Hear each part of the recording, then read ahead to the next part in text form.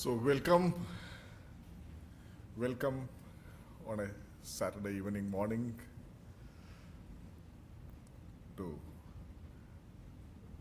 we have two very important things today. One, we are starting the celebration of 25 years of anniversary of CVAT.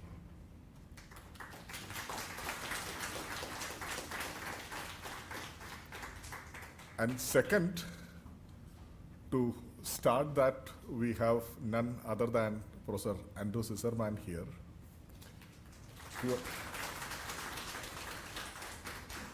who has been a long-term mentor of CVAT,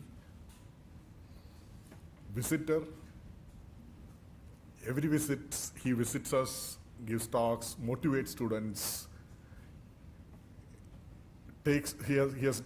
Many of our students have worked with him in various capacities over years.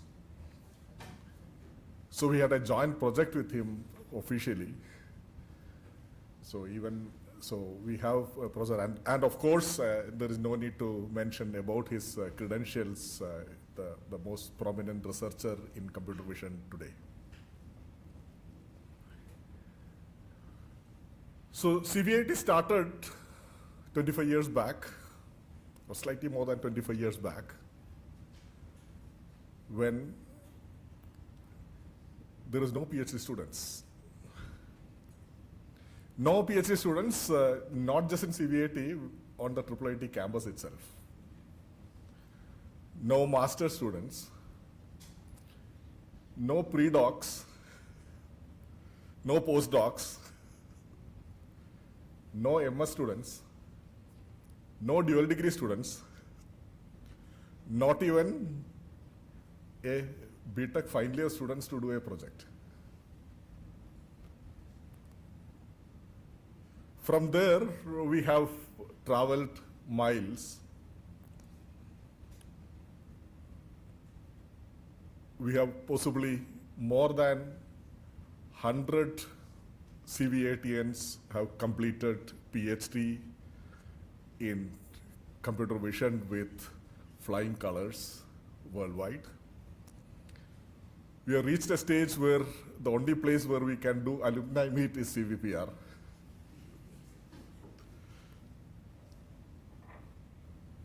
So whatever industry you talk about, you will find alumni active in this area. So as Professor Larry Davis mentions, we have created a lot of vision monsters worldwide.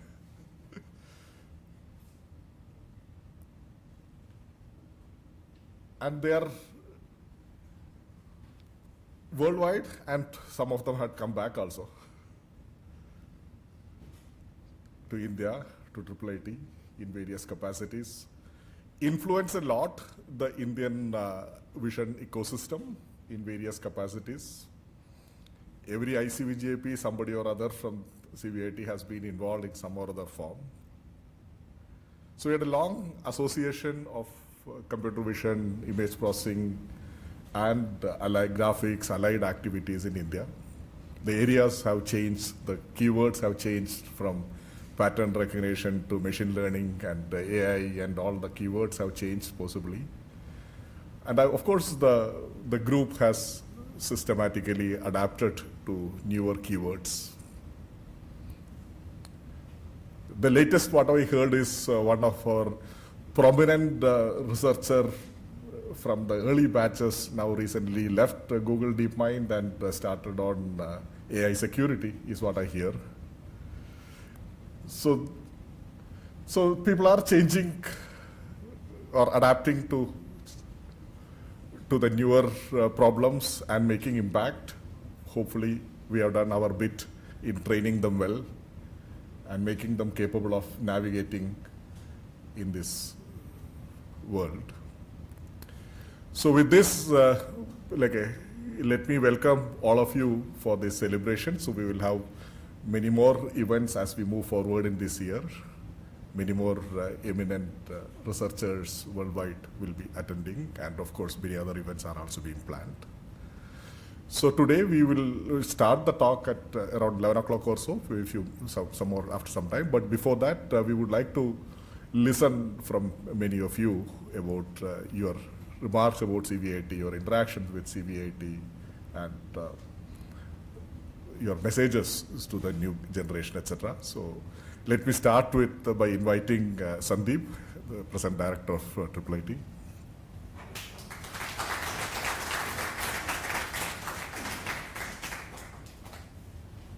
Good morning, everybody.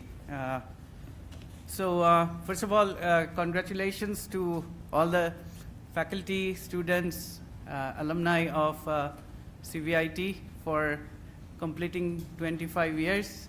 Actually, for an academic lab, 25 years is a huge success. I have not seen, in India at least, any academic lab that has survived for 25 years. Most of them are transitory, right? They happen, then they kind of, when the funding gets over, they get dismantled, and institute takes away the rooms and offices and all kinds of stuff.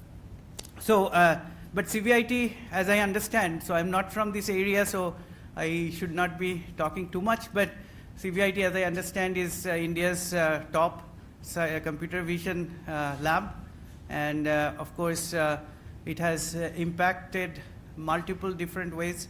One is of course the fact that I was seeing one of PJN's early slides that even in 25 years celebration, 125 plus PhDs came through CVIT, not direct PhD from CVIT, but CVIT, dual degree, and other type of students who went ahead and did PhDs at various institutions. Also, CVIT students have been in various top institutes as faculty, and also, as he said, Google and other places. And given that today CVIT related research is more and more important, given the prevalence of this Gen AI and agentic AI, etc., and also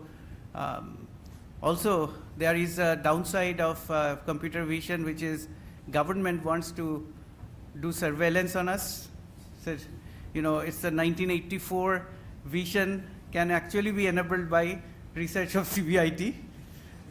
So that also one has to worry about, that there is a lot of implications in terms of ethics and ethical use of AI, in this case computer vision technology.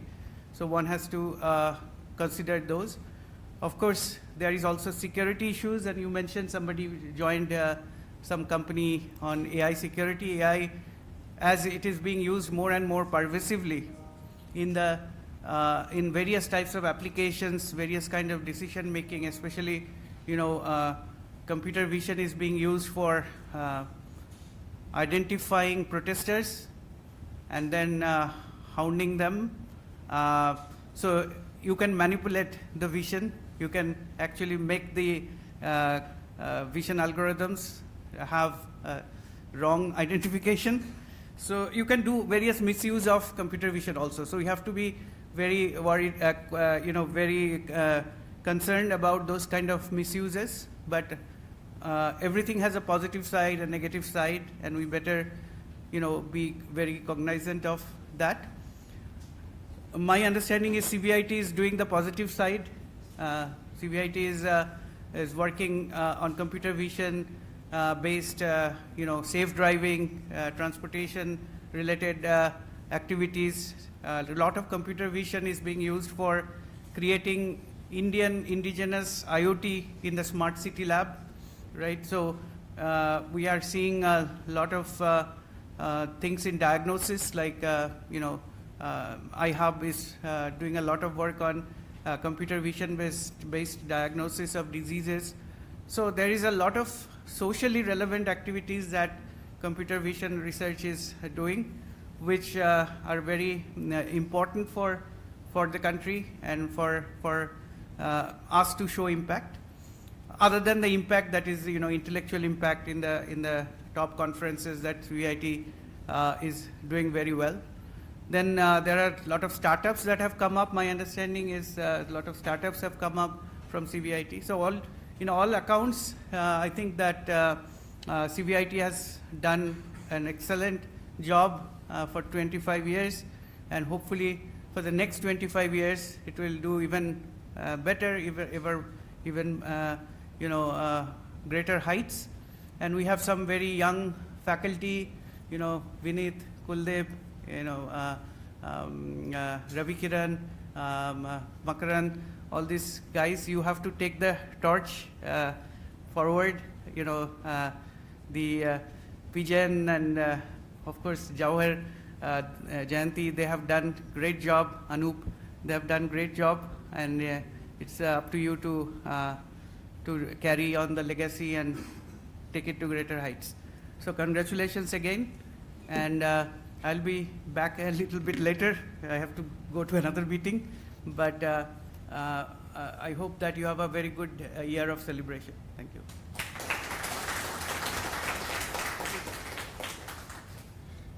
Yeah, thank you.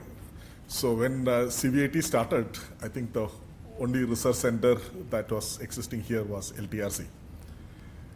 Though then the LTRC was, we thought, slightly far from vision. Today, vision and language has become so integrated.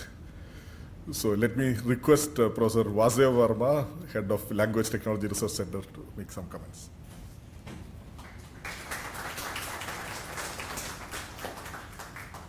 Thank you, and first of all, congratulations on this milestone.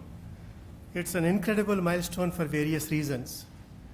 Many of the things what Professor Jawahar mentioned, but then more importantly, I wanted to recall a story, not a story, actual vision of IIIT Hyderabad more than 25 years ago. It was called Project Vidura. Project Sanjaya is one version, Project Vidura is one other version. What it really meant was, can various research centers in IIIT come together and then produce a system where a Telugu newspaper is put on a scanner, and then that is OCR'd, and then actually translated into English text or any other text, and then from there that is read out to a Hindi speaking person. So this was the vision 28 years ago, right? And then language and vision being two primordial human cognitive abilities, they were thought to be combined, not just in terms of, you do your work, I do my work, and then we put them together, not at that level, even much deeper level, where we thought, can we actually create things together? Can our algorithms also can align? Can our data structures align? So this is the time where, every discipline did not talk to any other discipline. Forget about vision and language, but even computer, speech processing and machine translation, they also did not talk to each other. Everybody had their own conferences, different conferences.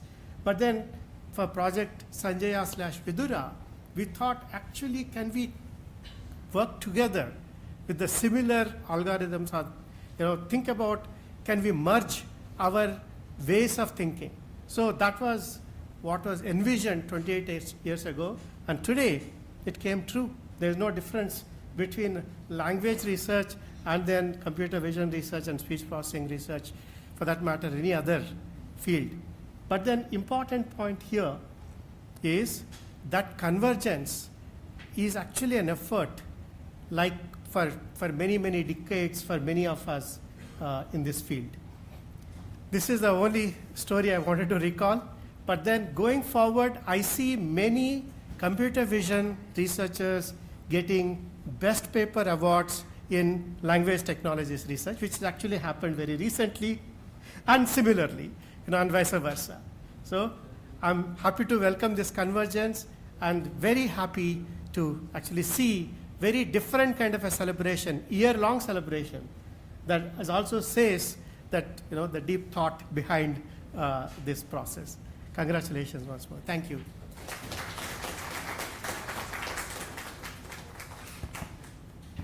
Yeah, thank you, Vasu. So it is obvious today that the closeness between CVIT and LTRC, vision and language, is so obvious.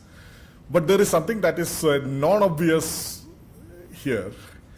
So the closest association or the deepest association that CVIT had with an unexpected person is Professor Srinathan.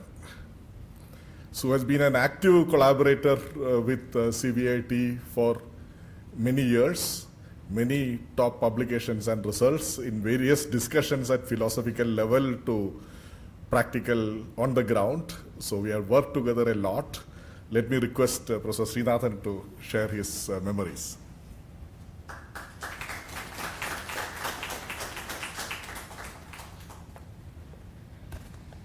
So, good morning to all of you.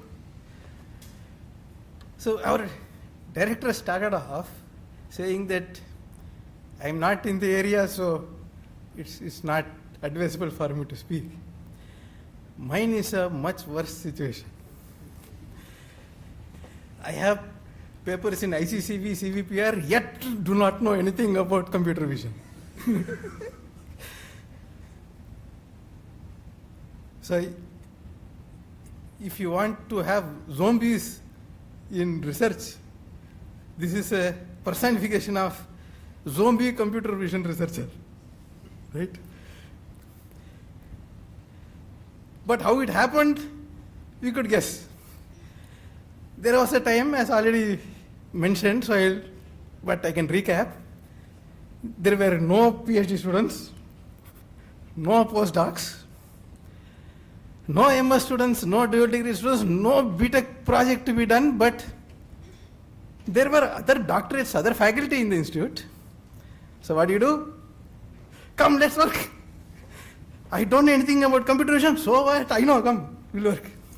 So in 2008 to 2009, like all this happened, like ICCV. So I'm a security researcher. So we worked on interdisciplinary areas about security in vision, like blind vision and stuff like that.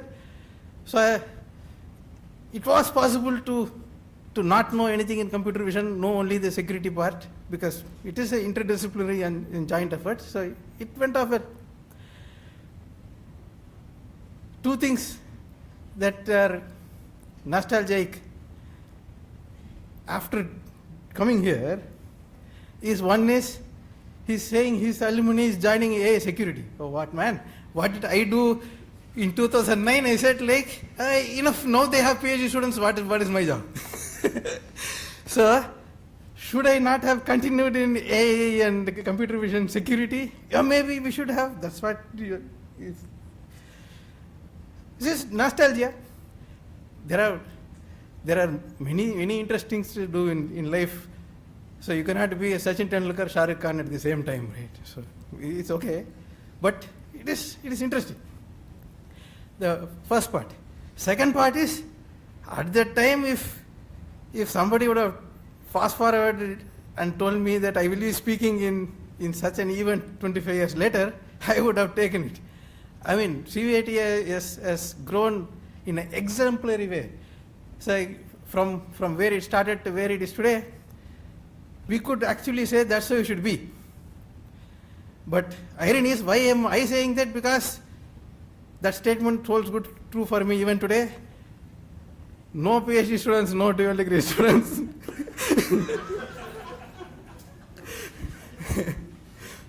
But it is still, that's what I should do. I am a theoretician, so don't get me wrong. There are good things about not having too many students also. One of the basic requirements of high risk theoretical research is leisure, peace of mind. It turns out that having too many students will jeopardize both leisure as well as peace of mind. So then it may not be suitable for all games, but with respect to what we call conventional but extraordinary growth, this is the lab that every other center sort of in the institute shows us an example.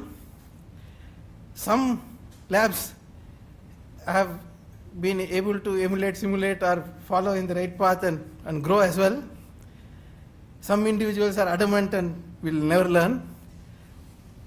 But nevertheless, congratulations. I would have taken this growth hands down if it was suggested 25 years ago. I don't know whether CVETians will agree to that. They may be uber aspirational and say, no, we should have been much higher by now. I mean, it's up to them. But it is like, in India, cricket is very famous. So you say, like, at the toss, would you have taken the half-time score of, say, 280 for 7? Many competitors say yes, like that. So at the inception, would I have taken such a talk in 2026 about CVET? Yes, I would have. Thank you.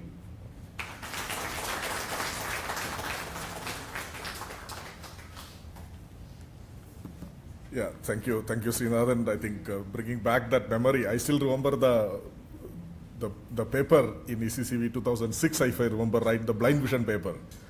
And those were the time where possibly we did not have funds to travel, and one of my students who attended it wrote back saying that, sir, this is the best paper or most impressive paper. Possibly the first oral in that ECCV was the blind vision paper by Shai Avidan. So this is going to be the area. So I printed the paper. I could not understand most of it, so I somehow thought that, okay, this is Srinathan possibly is the closest. Srinathan, I told, look, most of these references I don't know. So I know only 10 of the references I have read. Srinathan looked at it, the other 10 I know very well. So I can explain you tomorrow what is the other 10 will do. So he gave a tutorial on what the other 10 papers actually deal with. And that is where we started that thread. And of course, it continues in various forms now today. Anoop collaborates a lot with him in various capacities. Yeah. Good. Thank you, Srinathan, for bringing. And of course, we still wish, I fully agree with the comment that Srinathan made about the lot more students and what are its impacts, because I can see easily today when every now and then I talk to Srinathan, my worry is about, like, will I be able to find enough time to collaborate? So that is well taken by the students and the other activities that goes on. Yeah, thank you. So CVIT started 25 years back, but there was one CVITian here before that.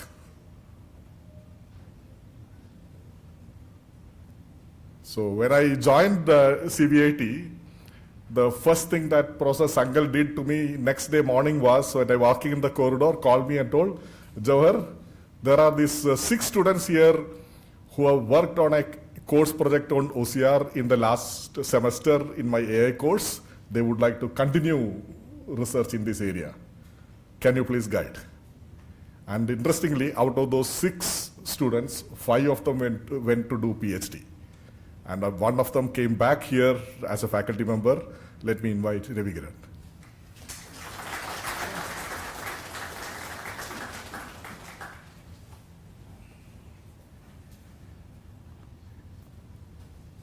So this is a really great occasion for me. I think one of the greatest joys in my life has been coming back to IIIT as a faculty.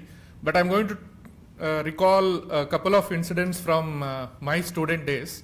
So I remember joining IIIT, and at that time my hope and dream of many of my batchmates was to get a job in Infosys and Wipro. We thought our life would be made if we got a job in one of these companies, because that is what everybody seemed to believe was the elixir of life. And then we had a couple of courses. So I recall the digital image processing course by Professor P.J. Narayanan. And in the course, now when I look back at it, I can't imagine teaching the course in the same format now, because the entire course on images was taught on chalkboard. All of it. So, in one of the lectures, here is an RGB image and 3 boxes.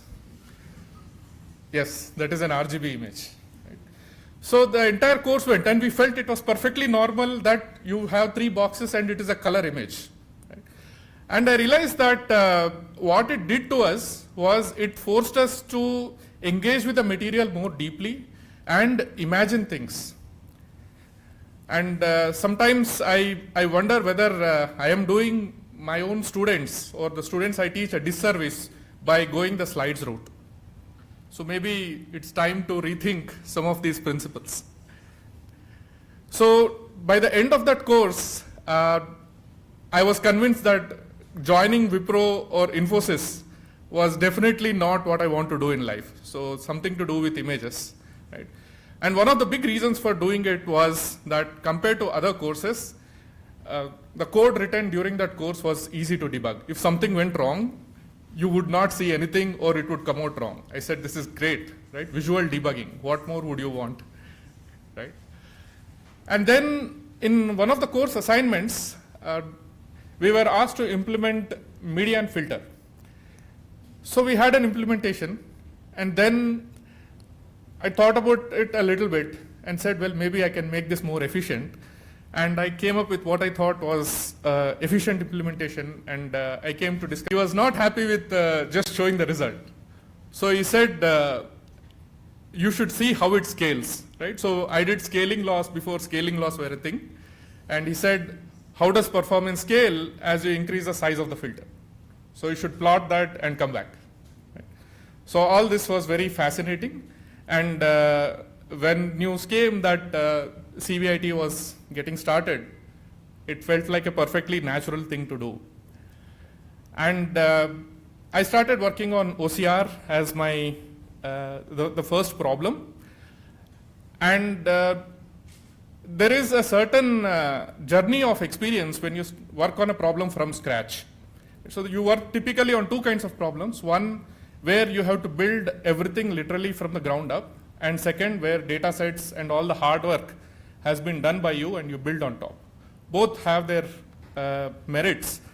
But we started on working about this problem of Hindi and Telugu OCR together. Right? And data had to come from somewhere. So the data came by printing out characters and then scanning them. So at that point, we had to feed the scanner manually. And then I remember me and my lab mate spending overnight at CVIT, sleeping beside the scanner.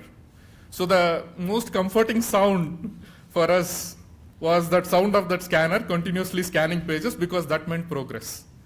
And we were more worried when the scanner stopped than when the scanner was making that noise. So that was our first experience, and I think excited with doing some initial work on. In Intel, there was a project selected, so the R&D showcase has also been a very unique thing here, which has played a role in giving exposure to youngsters. So I joined as an MTech student, by the way. PGN was in my panel, and he tried to convince me a lot to take MS. I said, I don't know whether research happens in India. All I heard that time was MS by research in US. And then after 6 months, I had a fallout from MTech. I said, after doing a project, Professor Anup taught me an advanced problem solving course, which used to be a very, I don't know, in today's era where everything with ChatGPT coding is happening. In that era, it used to be like you to submit something by 5 p.m., 8 p.m. and people were really up on their heels. So I think everything gave me a lot of exposure. Why I mentioned Professor Srinathan is one day in R&D showcase, I dragged him into the room where we were doing reconstruction of face back in 2008-7 actually. There was an old 1982 method, Fourier transform profilometry. So we are projecting texture on the face and reconstructing by doing face unwrapping. And he just simply walked in because of on my insistence. I remember I dragged him inside. He was waiting somebody in Nilgiri building. And he just put a water bottle in front of the projector and say, reconstruct this half-filled water bottle Bisleri kind of thing. I say it cannot be done as refraction, reflection, plastic, transparent surface, and He says, if you can do this is called research, and he left the room. And the two people in that room, me and Visesh Chari, my friend and BTech student from here, who was at Wemo recently, he moved to another company, a great. So we both say, okay, we are going for PhD. And I still remember Professor Anup walking into me when Rediff came and they were starting a group in computer vision. That back those, there were not enough jobs in computer vision in India. And so he said, why don't you go and appear? Because I was his second student. I think Sachin was another who was at Google for long. And I said, no, I want to do PhD after that interaction with Professor Srinathan. That he said, oh, if you will get a job, then maybe more students will join me. That era was like that. Being a young faculty, I said, no, I am doing PhD. He said, where? I said, I don't know. At one point, I said, let's do it here itself.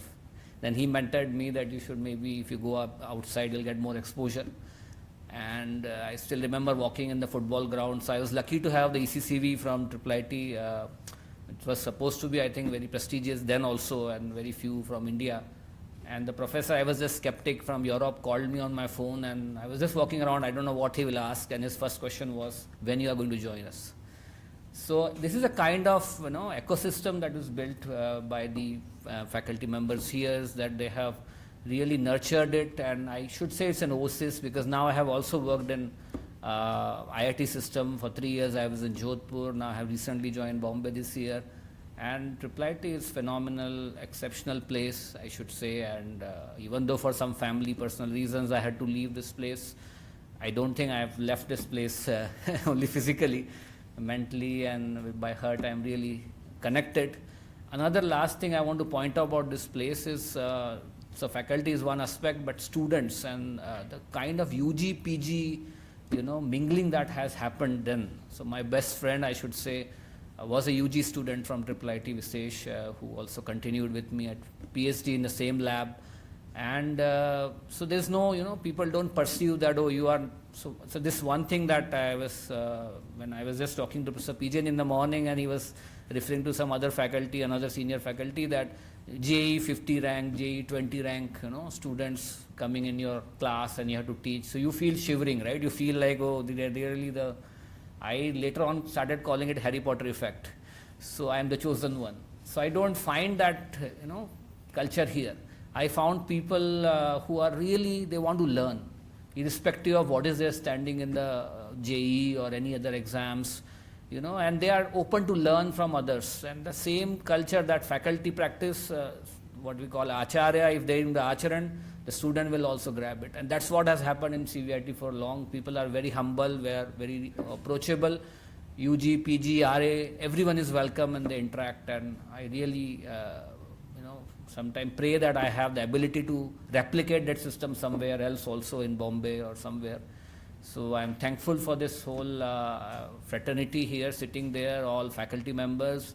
And I'm very hopeful given this testing times with AI, trying to challenge everything. I used to thought 3D, which I work on since my PhD, or in fact my master's itself is going to be safer place. LLMs are more into text and video. Now 3D also. Last week I had a conversation with my PhD student who was sitting here, and says existential crisis, right? You can even design garments in 3D with now very good textual description. So, but yeah, I think as Ravi pointed out that like OCR is assumed to be solved problem. I hope that all these areas will remain open because the word truly is research. And the last thing is what Professor Jawahar once very nicely articulated, that research is all about embracing uncertainty. So just enjoy that, and CVIT is a great place. I have a lot of blessings from this place, and I pray that this keep growing, and I keep contributing remotely to it also. Thank you. Thank you for the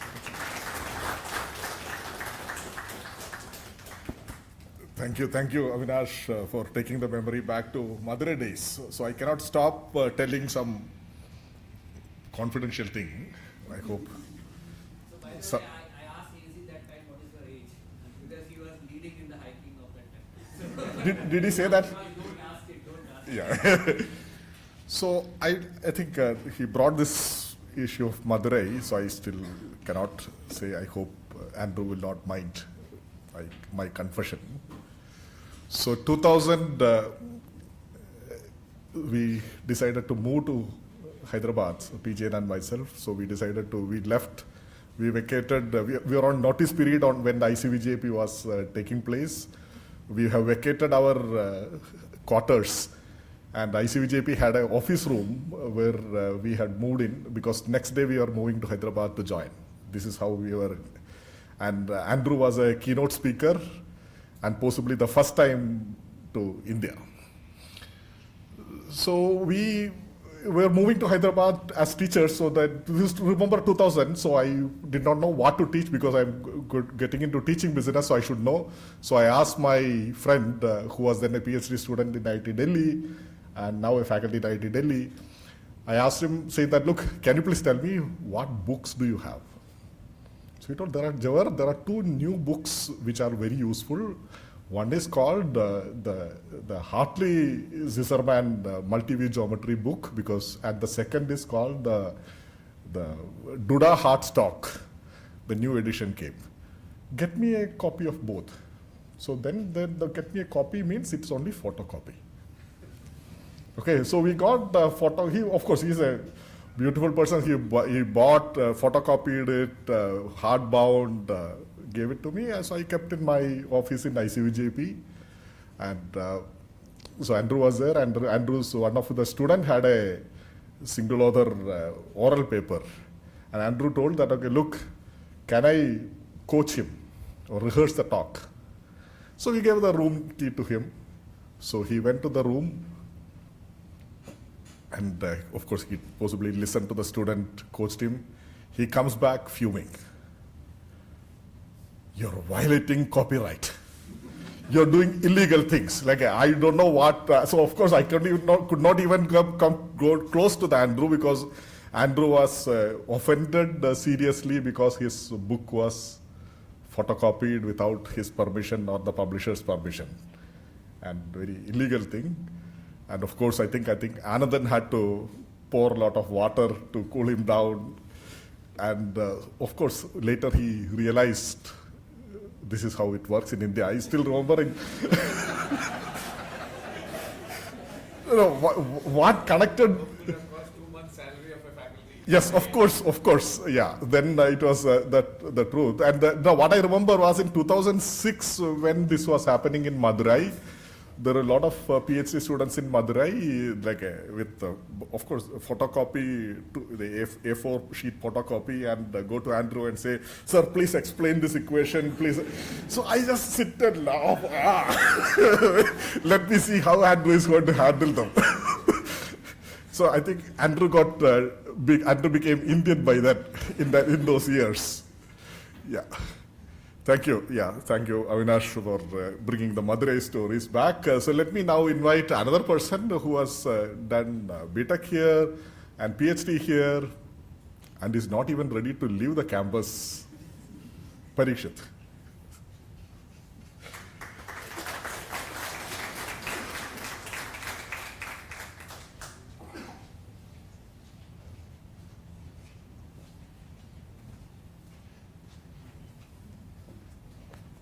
Hi everyone, good morning. Thank you for inviting me. I feel very privileged to be here and speak. I don't know if I've earned the opportunity or not, but yeah, very happy to be here. I think I want to start with congratulating the whole CVIT community. Of course, in this room, which is very small, but at large, the global CVIT community, because this is a great milestone and this is something really to be proud of. Nostalgia seems to be the key theme because we are talking about the 25th anniversary. So I want to share a little bit of my personal experience. I joined IIIT in 2007 as a dual degree student. And I come from an era where, in your +1, +2, you're like a horse. All you're focusing on is IIT and AIEEE and all those exams. You don't look at what else is happening in the world around you. So you don't really know what happens or what is in a university or what are you going to learn or what are you going to become eventually. And I landed up here. I think the first thing I did was went to the football ground because football was something I'd missed for years and really wanted to start playing and stuff like that. And first couple of years were C programming, data structures, everything under the sun, right? Operating systems and all of that. at the end of the second year in IIIT, you kind of understand the culture that, I mean, of course CVIT, but the culture that was prevalent at IIIT as a whole at the time, which was to try and get undergraduate students to appreciate research, right? To appreciate that what you're being explained in a course or what you're being explained by a textbook version of something is not the end of it. You know, you could be looking at problems which are unsolved. You could be looking at how to solve them, how you can apply stuff that you've learned elsewhere and, you know, put them together. And we were all choosing labs. Fortunately, I was fascinated by the computer graphics course and I really wanted to join CVIT. I remember coming to Professor Pijan and saying, I really like the computer graphics course, so I want to work here. Thankfully, he said yes. I mean, all these years later, I don't know, it would have been such a different journey for me if I was not a part of this university and specifically CVIT, because that culture of research, you know, becomes a way of life eventually. You don't look at any problem you're looking at or anything that you're told that this is how you do it as a given, as that's the end of the story, right? You also look at what can you do to improve something, or how can you look at this differently and perhaps come up with something that nobody has thought of before. That becomes a culture, that becomes second nature to you. And coming to CVIT, I saw that everywhere. It was not just faculty doing it, it was PhD students doing it, it was master students doing it, it was my own BTech colleagues doing it, you know, all of them thinking in that zone, and that makes you grow in research, it makes you develop that kind of thinking. It was a great environment to be in at that time. I remember I was guided by one of Professor Avinash's batchmates, Pawan. I think I must mention him, because at the time anyone interested to learn anything about any subject at CVIT would just, you know, sit you down, explain it to you, give you a visual feel of what it is, and so on. And there have been great people who are now, of course, alumni and well connected with CVIT who actually really helped different generations grow. And one personal experience I want to share is, you know, going back to that being a horse and not knowing about the world. I was fortunate enough to have my first paper, I think in my fourth year, which was a WACV paper. And that was about the time where I was kind of thinking, what do I want to do next, right? Because I was also a part of the same culture which said at the end of your degree, you have to join a job and, you know, that's the elixir of life. I mean, we grew up with that, right? You don't know what else is out there till you're exposed to it. I remember going to WACV at Denver. It was actually a ski location somewhere away from Denver. And a few days before traveling, Professor Pijan asked me, do you know where you're going? I said, yes, somewhere which is snow location. So he said, do you know how cold it's going to be? I said, it must be cold, I'll wear a jacket. He said, you're going to die if you don't know how cold it is. So then I actually looked it up, I got an insurance, and, you know, I spoke to people about thermals, got stuff done, and I landed up there. For the first couple of days, I was just a nobody, sitting in the corner, just, you know, taking in as much as I could. And then my oral presentation happened. I spoke about what we did. Next morning, I had 2 or 3 professors just walking by at breakfast who sat down at my table and asked me how Professor Pijan and how Professor Jawahar are doing and what kind of work. And I'm like, wait, you know us? You know, I mean, for a student who didn't know anything about the world at the time, that was a big deal. You know, that kind of tells you that. I mean, I don't want to put it like that it was India versus international. It's not like that. I mean, I'm just saying I was very short-sighted back then. But it was something that really made me feel like it's not, you know, a silo that we are sitting here and doing something that we think is relevant, but we are actually doing something relevant which has recognition on the global scale. And back then it was just a recognition or an understanding for me, but today I think we have so much evidence of that. So much evidence in the form of collaborations, both academic and technical. So much evidence in the form of alumni from CVIT doing amazing things, starting their own companies, working in different computer vision groups at, you know, leading positions. I think it's very difficult to go to any computer vision group globally and not have someone from CVIT in there. Like, you will find someone from CVIT in there, in my opinion. Like, I've spoken to so many companies doing computer vision now that I'm in the industry, and there's always someone who knows CVIT or has been associated by it. So I feel really humbled for this opportunity to speak here. I'm grateful to all the faculty and all the colleagues, and I wish CVIT another 100 years of success. So, thank you.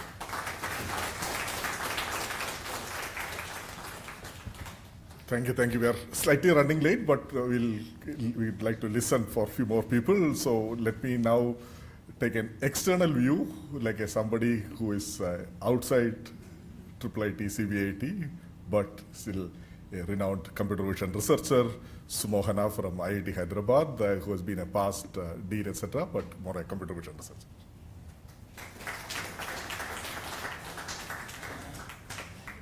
A very good morning to all of you, and thanks for the opportunity to address this August gathering here.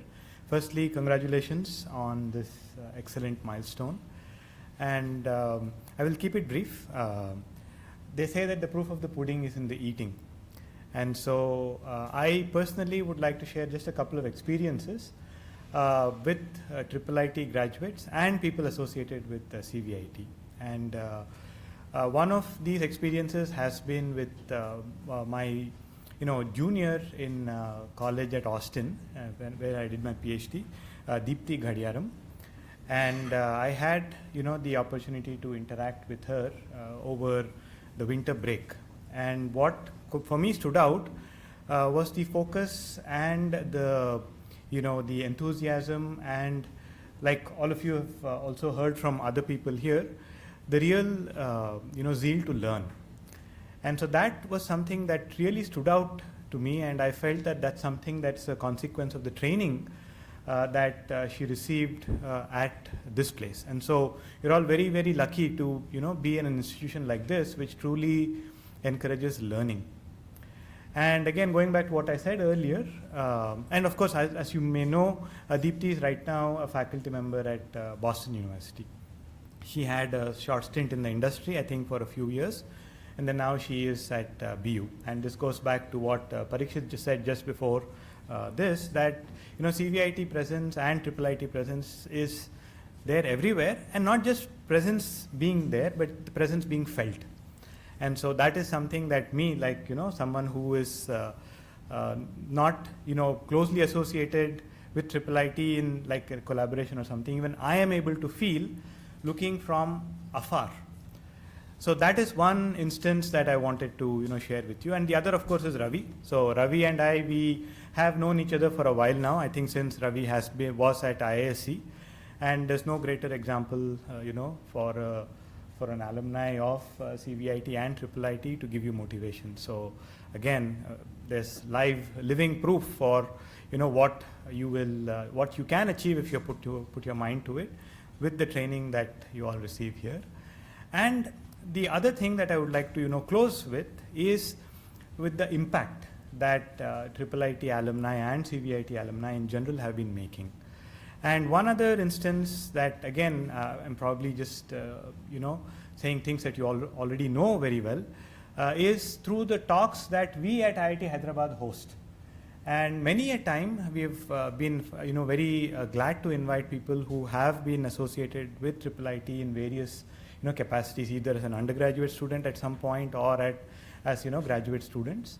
And one other example that I would like to mention to all of you is Saumit Chintala. So you may have heard of him. He's kind of one of the reasons why all of ML is where it is today. And the reason I give you his example is, again, the impact. And it also goes back to the other things that people have been talking about, the focus and penalizing, thinking small, right? So I can't, like I said, think of someone who has made more impact than Saumit in the broad ML, AI field itself. And you should all be very proud that he has, been an alumni of this institution. So the impact is there for everyone to see, and for someone like me who's sitting slightly away from the institute itself, if I can feel it, then I'm sure you should all be very proud of being associated with IIIT in general, and with Professor Jawahar and Professor PJN specifically. So I wish you all the best, and like Parikshit said, I wish lots of laurels and success to Professor Jawahar and CVIT in general, Professor PJN, who have been excellent leaders. By the way, I gave you examples of your alumni. I mean, it goes without saying that, the presence of Professor PJN and Professor Jawahar in the general academic community, this computer vision community, I really don't have to, kind of reiterate what people like Professor Avinash have already spoken about. They set the benchmark. Let me just leave it at that, okay, for everyone to either, catch up to or try to aspire to be this way. So with these few words, again, congratulations, and I wish all of you the very best. Thank you.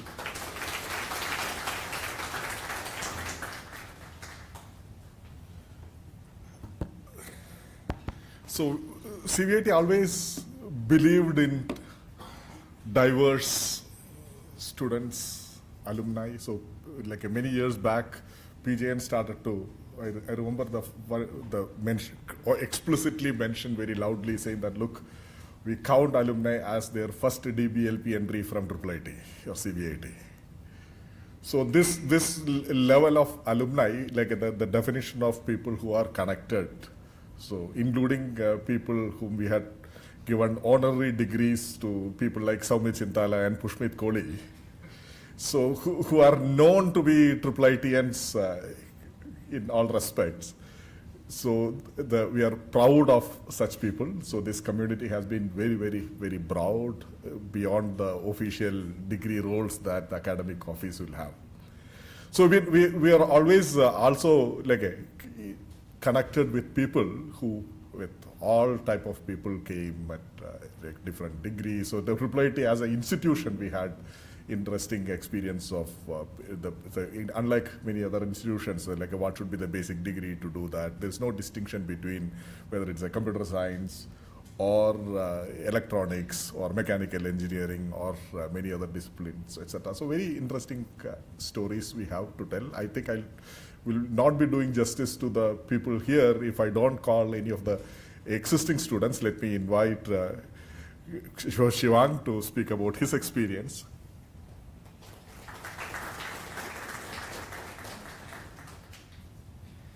So I'm Shivank, and I'm an MS by Research student at IIIT. So I think let me catch a breath, because just 5 minutes ago, Makran sir messaged me that, can you share your experience? And I think my heart's been racing since.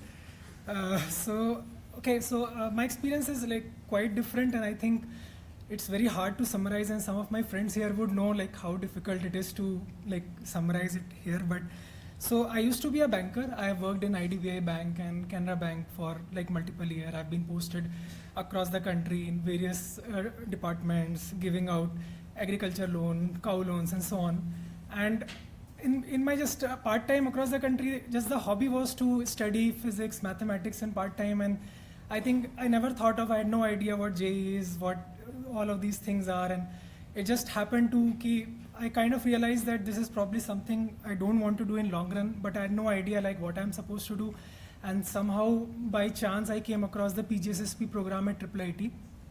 And I think, but I was very afraid to what should I do, and so on. So I went and filled the first course I could think on. It was computer graphics, and Appaji just cut it that it's H2 and supposed to be for undergrads. So then I don't know what to do, and one guy standing next to me said, take SMAI, statistical methods, and I thought, okay, it sounds daunting, but let me just try it. So, and the course was taught by Professor Vineet, and I think once I took the course, I realized, okay, it's something I can do, and most of the things are rooted in basic physics and mathematics, which I have come across while studying it as a hobby. But I think once the first assignments were released, I realized, it's what's the task gonna be? And I had no coding background. I've never did any sort of coding in my life. So I think from there on, it's been a journey, and I think mostly I tried to root it in whatever physics and mathematics understanding I have accumulated over the years. And I think the first course was really helpful, the way Vinny sir taught. And later on, I took Naresh sir's course, which was also very helpful. And then I got interested into diffusion models, and one can expect because of its closeness to being rooted in physics and mathematics. And then I think the computer vision course I took, taught by Professor Anup and Professor Makran, that was really helpful. And I think very skeptically, I thought, okay, research is something I may be able to do well, and I'm very interested in it. So let me just approach, and let's see if any prof will be willing to take me. And I think I approached Makran sir that it's I love what you do on videos and so interesting, but then I want to work on diffusion. And I like, can we just do something about it? And sir said, ki, let's learn together. And I think from there on, it's been a journey of learning. And I think our first publication together was in SIGGRAPH Asia, so where I got to present our work. And I think so many experiences here, so many courses. At a time, I feel ki, like I kind of have that Hermione's time dilator and attend so many classes. There is so much to learn across the courses, but I think overall the experience has been, while being overwhelming, it has been such a learning opportunity. I got to TA the computer vision course as well. That was a wonderful learning experience. So I think I'm just grateful to be here, to learn so many things, and I think still I am learning, and I'm just grateful to be here. I mean, that's all I can say.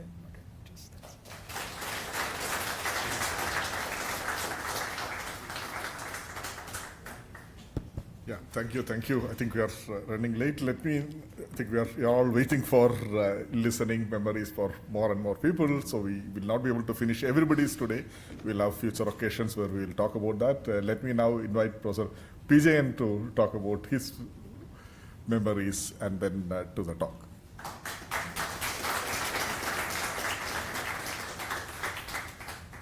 Let me start with taking a picture of this kind of an audience which you will never get. Take a selfie. I'll take a selfie also. Okay. Everybody smile. Okay, now selfie. Since my arms are not long enough, but okay. So I thank you all for this, because when CVIT started 25 or 26 plus years ago, we had no idea we will be here in today, right? Both Jawahar and I were very happily employed in this lab called Center for AI and Robotics under DRDO in Bangalore, full government employees, okay? Pensionable job. In fact, I don't know if when I retire from here, I'll have anything like the money I would have got if I stayed there.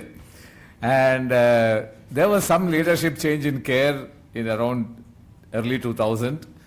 And IIIT had started, and good thing is Narendra Ahuja was here, and Narendra Ahuja is a computer vision person. I've known him very well, and he was the director, first director here, and I also knew Rajiv Sangal, knew about Rajiv Sangal.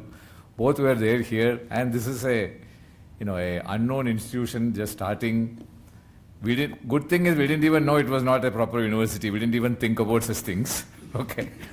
And the only thing is, when Narendra Ahuja is here and Rajiv Sangal is here, they must have seen some potential. That was the guarantee. On their guarantee, we said we'll quit the pensionable, safe job in Bangalore and moved here. The problem was we had taken up the organization of the second ICVGAP 2000 in Bangalore. So both of us sent our resignation letters to DRDO such a way that our last day is the last day of the conference. And literally, 22nd or something conference ended, and I moved here. I took my family had moved here already, so I took the same night or next day train to Hyderabad and moved here, and Jawahar came 2 days late. So I'm 2 days more senior here But, that year was when, so we came here, we don't know what to expect.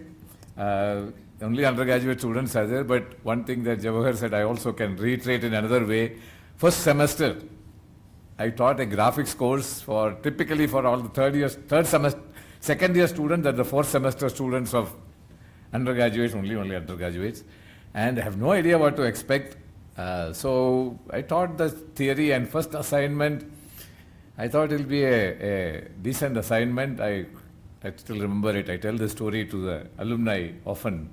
I said, okay, you draw. The first 2D graphic assignment, I said, you draw. The program should take an input, a number n, and it should draw an n-dimensional regular polygon.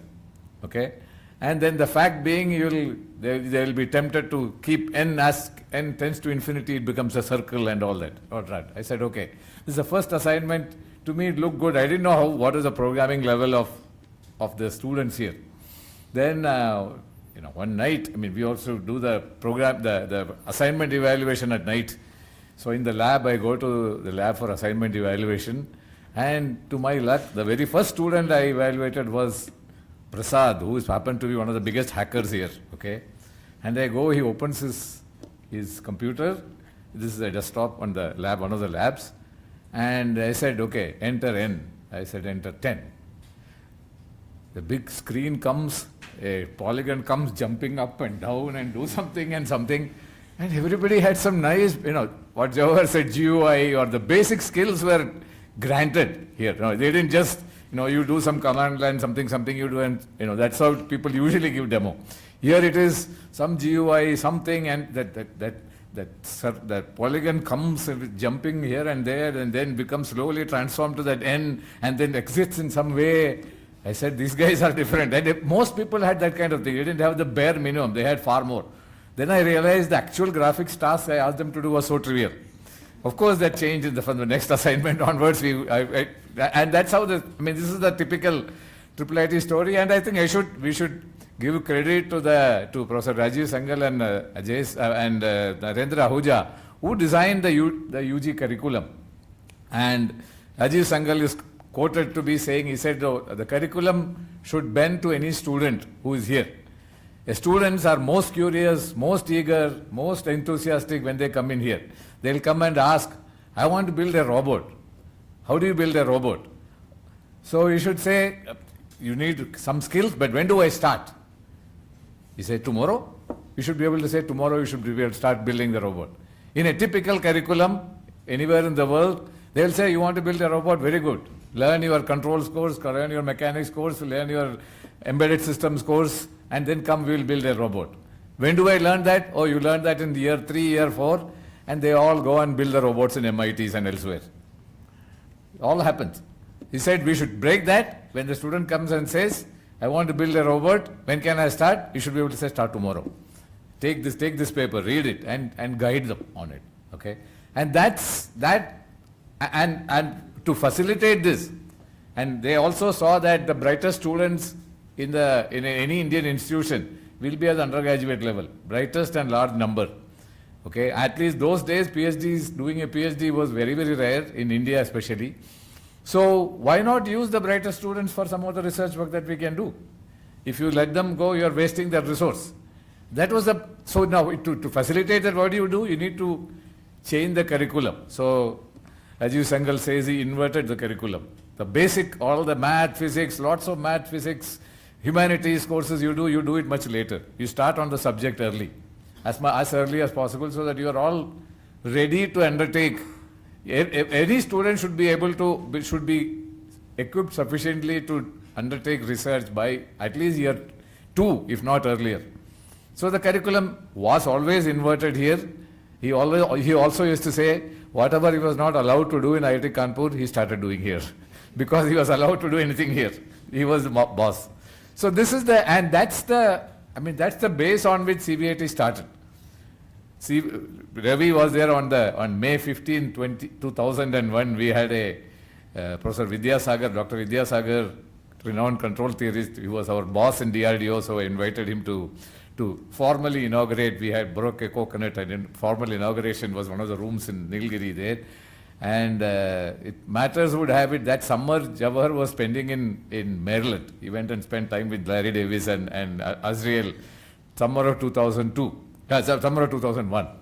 And the matters would have it, his flight was the same time, so he took a taxi from here maybe an hour before the formal inauguration happened. So it was only me at the inauguration and all these students, M. Pawan and Ravi and MNSSK, and many of those people, okay, Sujit. And that's how it started. And I was recollecting all these yesterday to Sarita. And yeah, I think many stories that were told here. I don't know if Ravi remembers, we attended 2003 CVPR, but matters would have it, both of us were visitors at MSR, Microsoft Research in Redmond, thanks to Anandan. And both of us went to the CVPR. And we had a workshop paper on OCR stuff, me, you, Jawahar, and MNSSK. Okay. And that conference, the best paper award was Andrew's best paper. Andrew got the best paper award. And Andrew was already familiar. So my job is to conclude the nostalgia session and also to introduce Andrew in this. So, I mean, if I continue the nostalgia session for too much, you'll all be you'll all leave. Okay. So now I'll shift to the Andrew session. Also, there are too many things to say about Andrew. If I say all those things, projectiles will come my way from your side. You'll even throw your favorite phone at me because you are here to listen to him, right? So Andrew, Jawahar already mentioned the not so pleasant experience of Andrew seeing his own book photocopied there in Bangalore. But the conference, he gave a fantastic talk.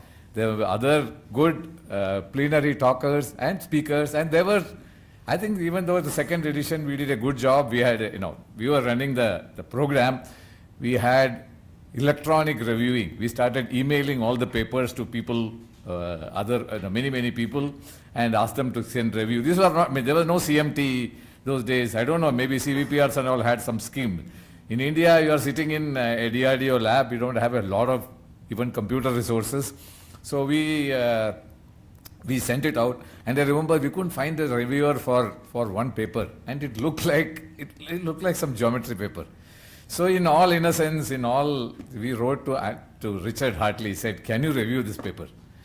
He said, "Sure," and he reviewed it and gave. Okay, so I don't think he would, I don't know if he was reviewing for many. He probably never reviewed for an Indian conference before that, but he was kind enough to do that. And so we had a good program, and my justification that the program was good is that whatever Andrew saw, he agreed to be the program chair for the next edition of ICVJP, which was held in Ahmedabad in 2002. So he must have seen something good there. And then ever since, he was a regular presence in ICVJPs. He will send his students' papers. Manik Verma had I don't know if his first paper, or a good paper there, and Manik Verma is now a famous computer vision research and MSR, etc. And so he would come every ICVJP, which is every other winter. And then, and what he wanted was not to give plenary talks, which he did only once. He wanted to interact with the students. And I think, remember in Ahmedabad, he saw, by then, we thought because of our undergraduate presence, we probably had the largest team from any IIT or any institution already at Ahmedabad ICVJP. From then onwards, there was no competition. The next one was in Calcutta. We probably had 25 students, and that's when Larry Davis was there, and he saw and he was shocked a little bit. And few years later, remarked to me, "You have done what Jawahar quoted, you have done a good job of creating lots of vision monsters and spreading them across the world." So from that place onwards, Calcutta one onwards, I think IIT, I used to joke, CVIT was sponsoring the conference. We will have 25 students or 30 students going there, and we'll pay the registration fee, etc. So he was, he would Andrew would interact with every one of them or whoever want to do that. In 2006, we hosted ACCV here in Hyderabad, and we again invited Andrew to be the keynote speaker, and he came. He gave a fantastic talk on the video Google work that had just come out a year or something before that. And at that point, I remember we had in Taj Krishna, we had a meeting, Jawahar, me and Andrew, and said, Jawahar is the ever learning person, want to learn new models always, okay? The neural network models as well as life models, he wants to learn forever. So he was asking Andrew, what is the model to adopt for research success of some kind that you have had? Of course, there is no magic for it. I think one point that Andrew said at that point, I remember somebody else mentioned this today in a different context, is that he said there are two kinds of things.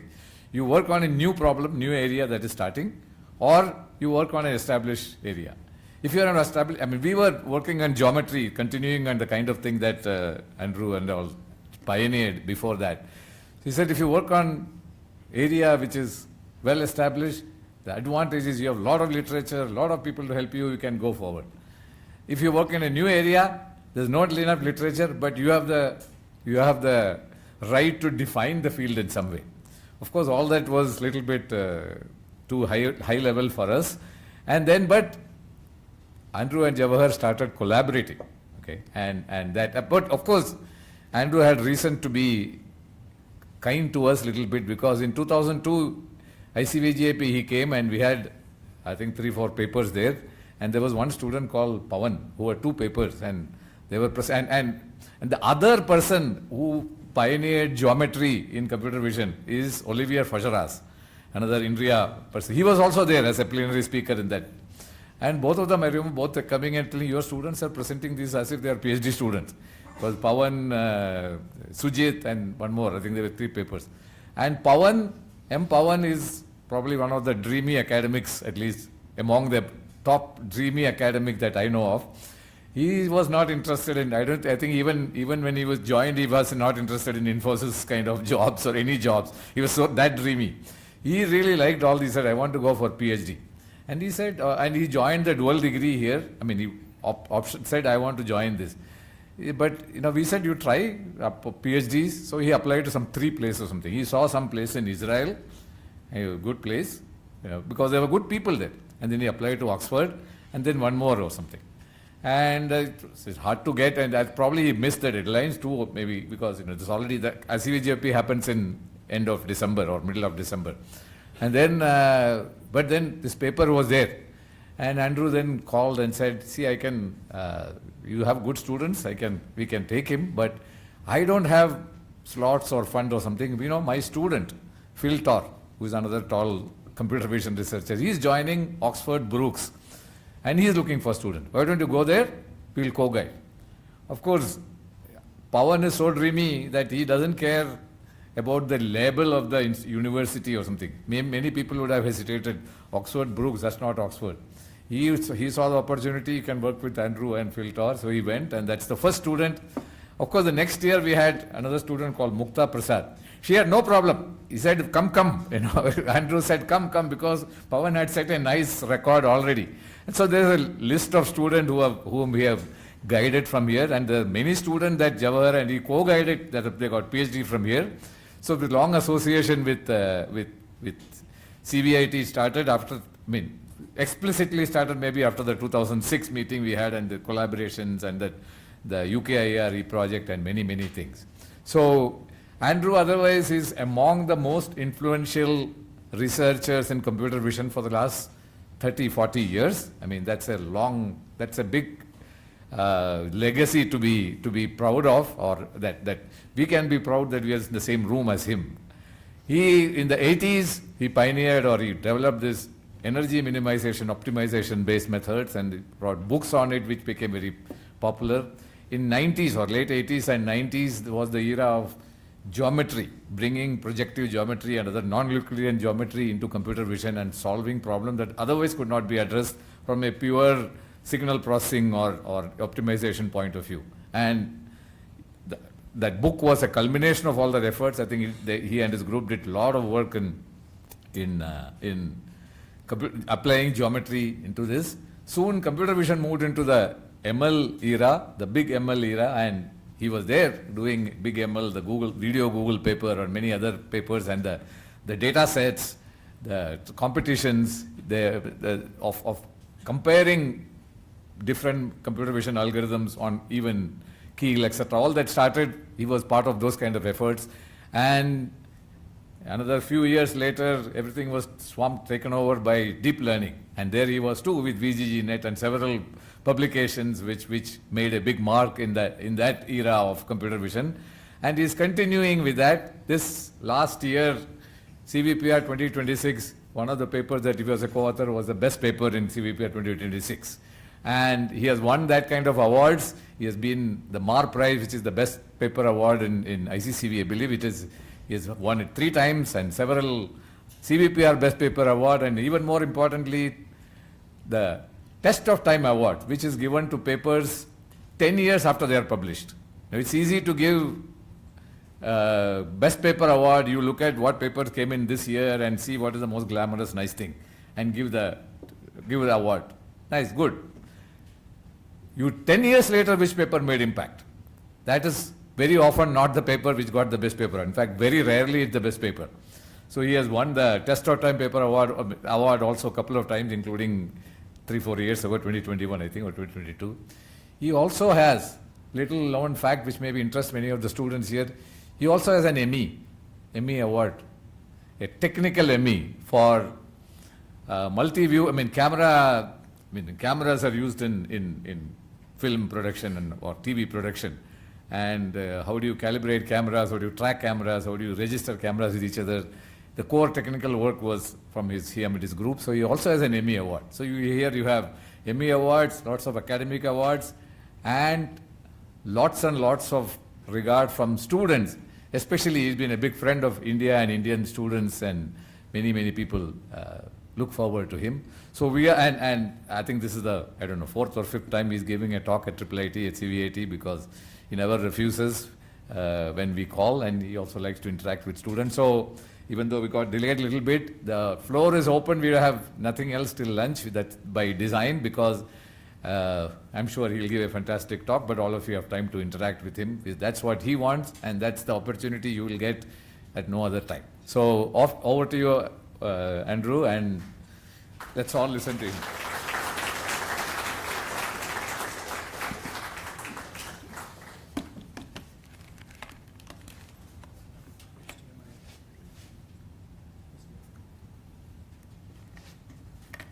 It has a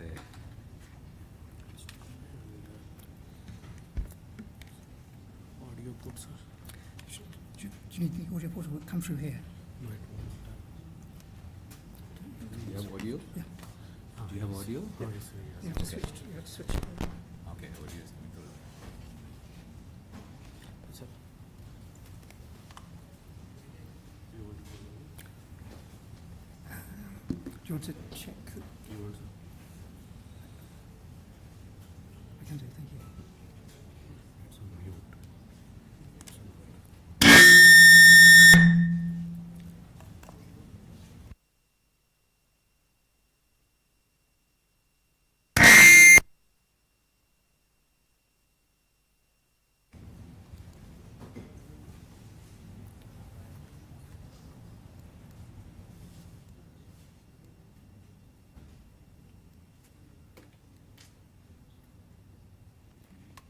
Should we start?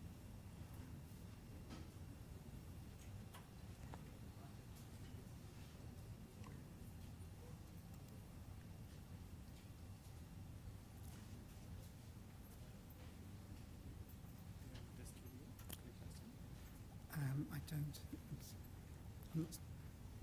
But I'm not seeing. Wait a minute, I'm not. It's not okay. Because, do you want to check the sound? So, yeah, you can check. It's already on. Cycle of perception and action.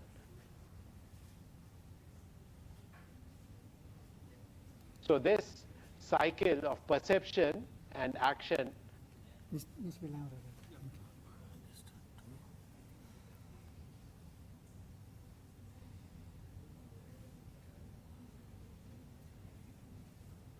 Yes. Good. Thank you. Should we try again? so this cycle of perception Increase it, yes. and action Okay, it's good. Almost there. It's not okay. It's not showing up here. That's the thing.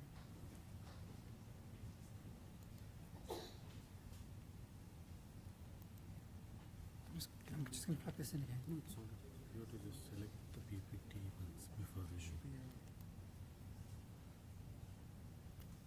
No, it's not showing. We're just sorting out technical details here. It's not a presenter view. I can't just say that again. Let's try again.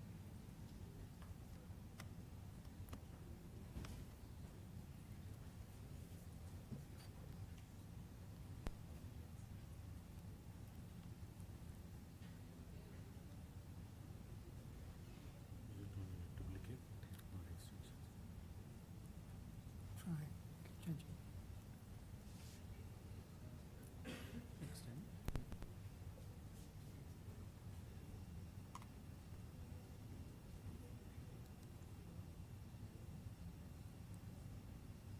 Okay, this is good. Thank you. Can we just change and check once? It's good. Right. It's good. It's good.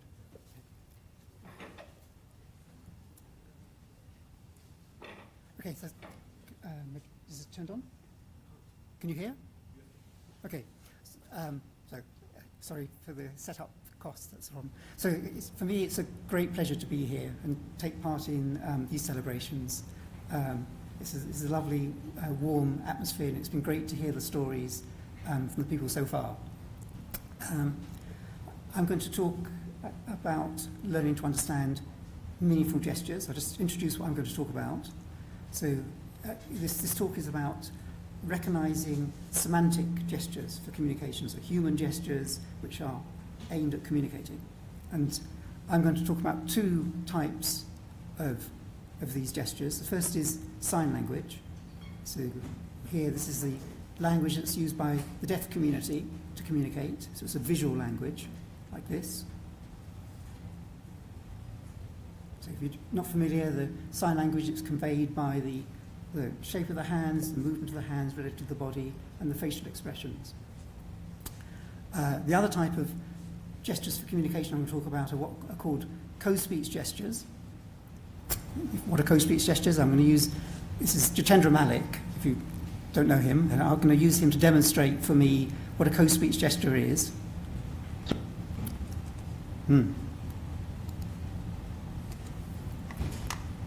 This is going to be painful. So this cycle of perception and action. Let's do it again. So this cycle of perception and action.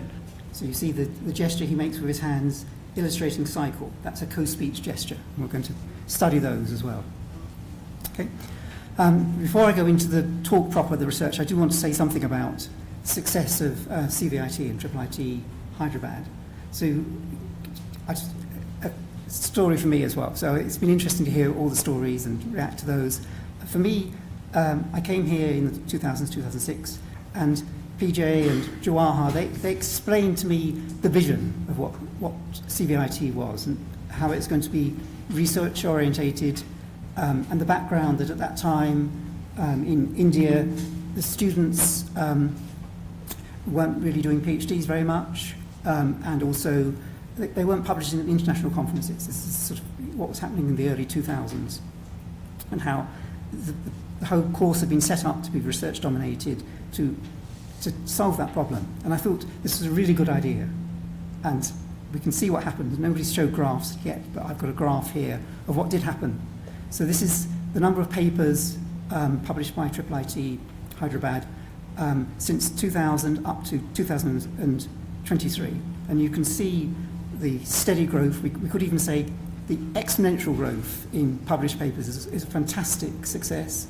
And even still now, IIT Hyderabad ranks #1 in India out of the world on the AI rankings. This is a fantastic success to go from there to here. Excellent.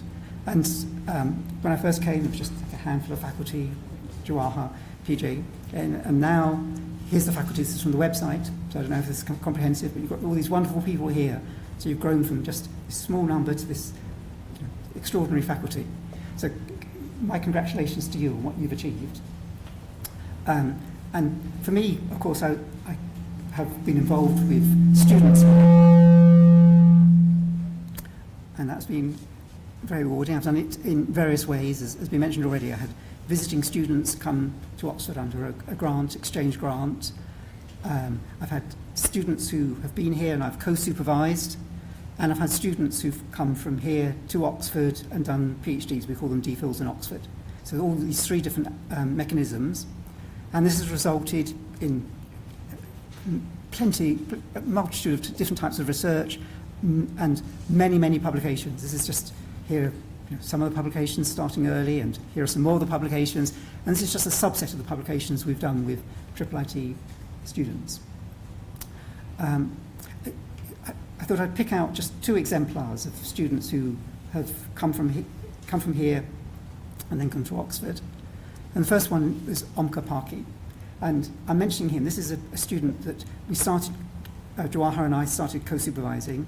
And the first project we did was on cats and dogs. So why would you do this? So just the background at the time was that object recognition was starting to take off, but there wasn't this idea of having fine grain within a category. So you could tell a cat from a dog, great.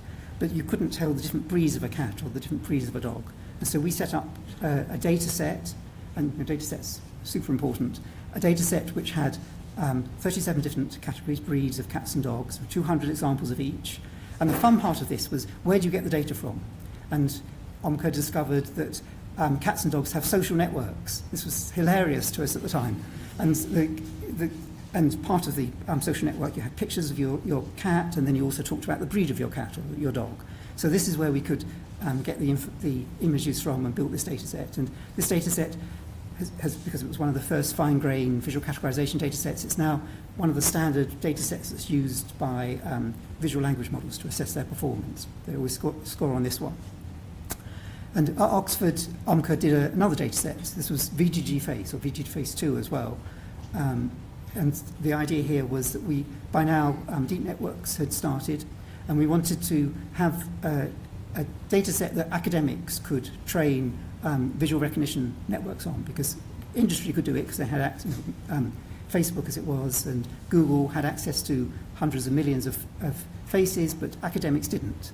So we took celebrities, because there'd be lots of faces of celebrities on Google, downloaded thousands of examples of each identity, and then went through various stages of annotation to make a high-quality data set.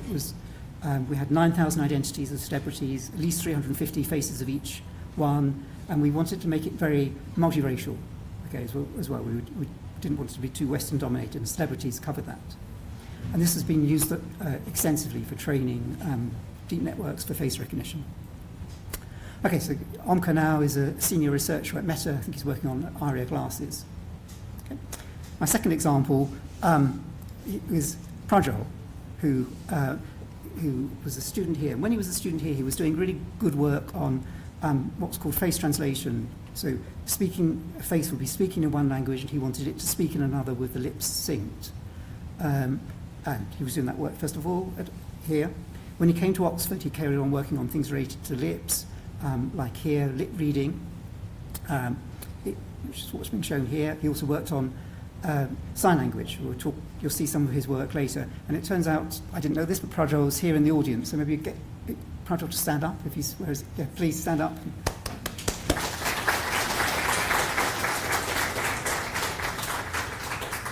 So you'll see more of Prajal's work when I start talking about the research. Okay, so that's, well, this is what he does now as well. He's co-founder and chief scientist of Sync Labs, which carries on the work that he started here at IIIT. That's what he does. Okay, so now I'm going to stop stories because otherwise we don't get into research. I'll switch to research. And what I want to do, first of all, to motivate why I'm talking about these human gestures which communicate, I'm going to give a quick background on human action recognition through the ages. And I'll do that through data sets. So the way I want to use sort of the lens of data sets to see the challenges and the progress in action recognition. Okay, so we'll go back in time. This is one of the earliest data sets for human action recognition, which is called KTH Actions 2004. And you can see typical images from this data set. And these were videos, of course. There are 6 classes, and all of these classes were acted out by students, doing waving or clapping. And they look to us now very, very simple and contrived. And actually, even then they looked simple and contrived. And you can imagine that, in fact, you could classify these from single images or just 1 or 2 images, and indeed you can. Okay, so this is a very simple data set at that time, but at least things were starting, and this was, Ivan Laptev was the person doing this. Fast forward 5 years, and Ivan had another data set which was called Hollywood 2, and just contrast the difference. So this one is taken from Hollywood films, that's the name. He would take clips of people answering phones or kissing or getting out of cars, and so because they came from Hollywood films, you had great variety of the actors, the lighting, the viewpoint, very, very challenging in terms of occlusion, different clothes. Just contrast that with this. This is where he went in 5 years.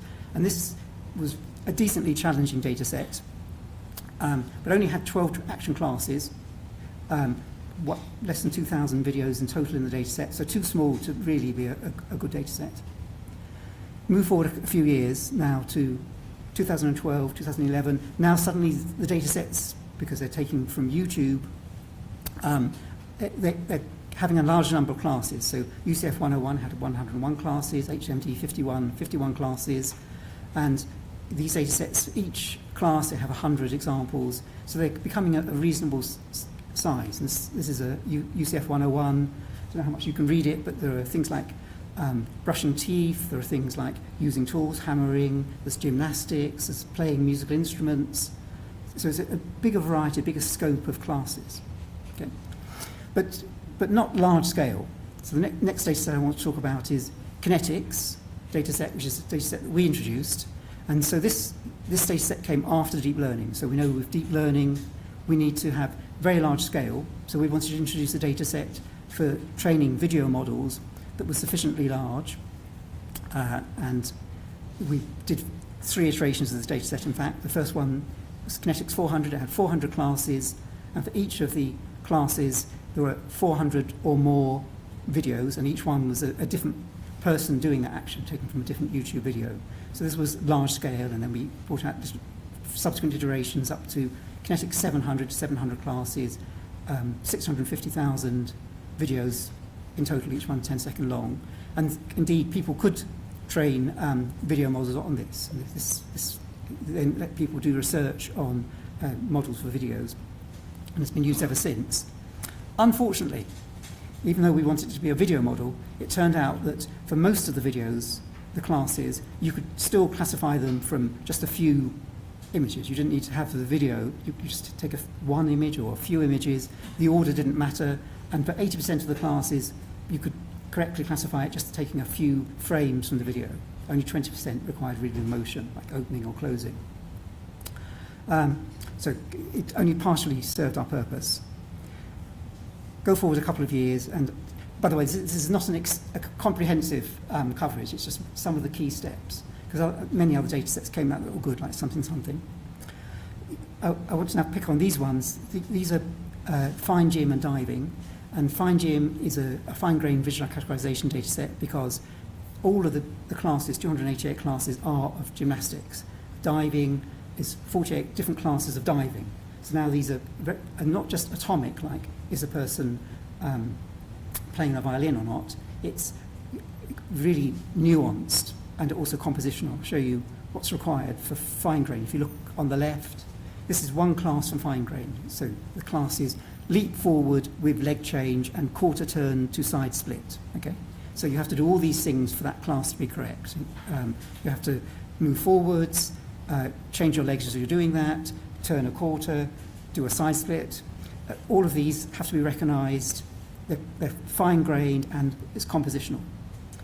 And compare that to the classes in kinetics where you just have something going on for a 10-second clip. Okay, so that's where things are now. You have these fine-grained visual categorization data sets, and that sets the scene for what I'm going to talk about, which is fine-grained human gestures. Okay, so that's now that brings me to the topic. So I'm going to talk about these fine-grained human gestures which are used for communication. And I'll talk about sign language first and then co-speech gestures. Okay.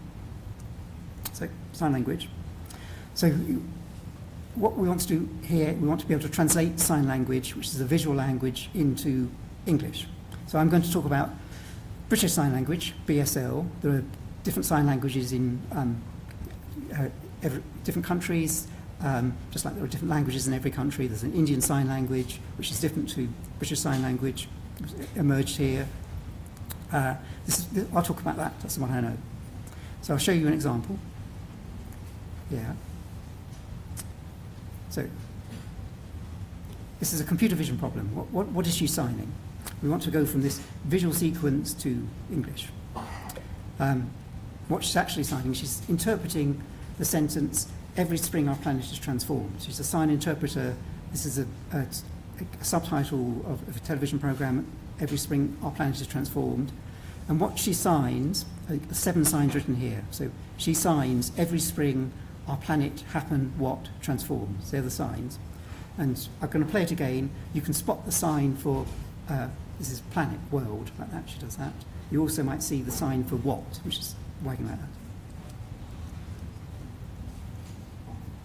Here's the world, there's the what. Okay, transform at the end of the rotation. One more time. Okay, world, planet, what, transformed, okay? So they're the signs she does. So what we want to be able to do is to have sign sequences like this, translate them to English. It's a translation task. Sign languages, they have their own grammar, their own vocabulary. We have to translate. So that's the objective of this first part of this talk. And there are really two problems here. One is to recognize the signs. So when she does this, recognize that's a sign for a particular thing. When she does this is a sign for world or planet. So that's called glossing. Going from the visual sequence to the sign is called glossing. Okay? And once we've got the glossing, we've got the sign sequence in effect, then we know what's being said, but we have to translate that to English, just like the order of French or German or Hindi might be different to the order of English. That's just a straight translation problem. So there are two separate problems, recognizing the signs, the glossing, and then translating them. I'll just make that a bit clearer with an example. So here's an example, a signing sequence, and the gloss, the signs are sad, me, why, rabbit, die. You can see the sign for rabbit, okay, me, you can see. Okay, so that's the sign sequence. The English translation of this would be, I am sad because the rabbit died, or because my rabbit died. Okay, so you can see the difference between the gloss-like output, going from the visual sequence to signs, and then the translation, which is taking that sign sequence and translating it to English. Okay, these two steps.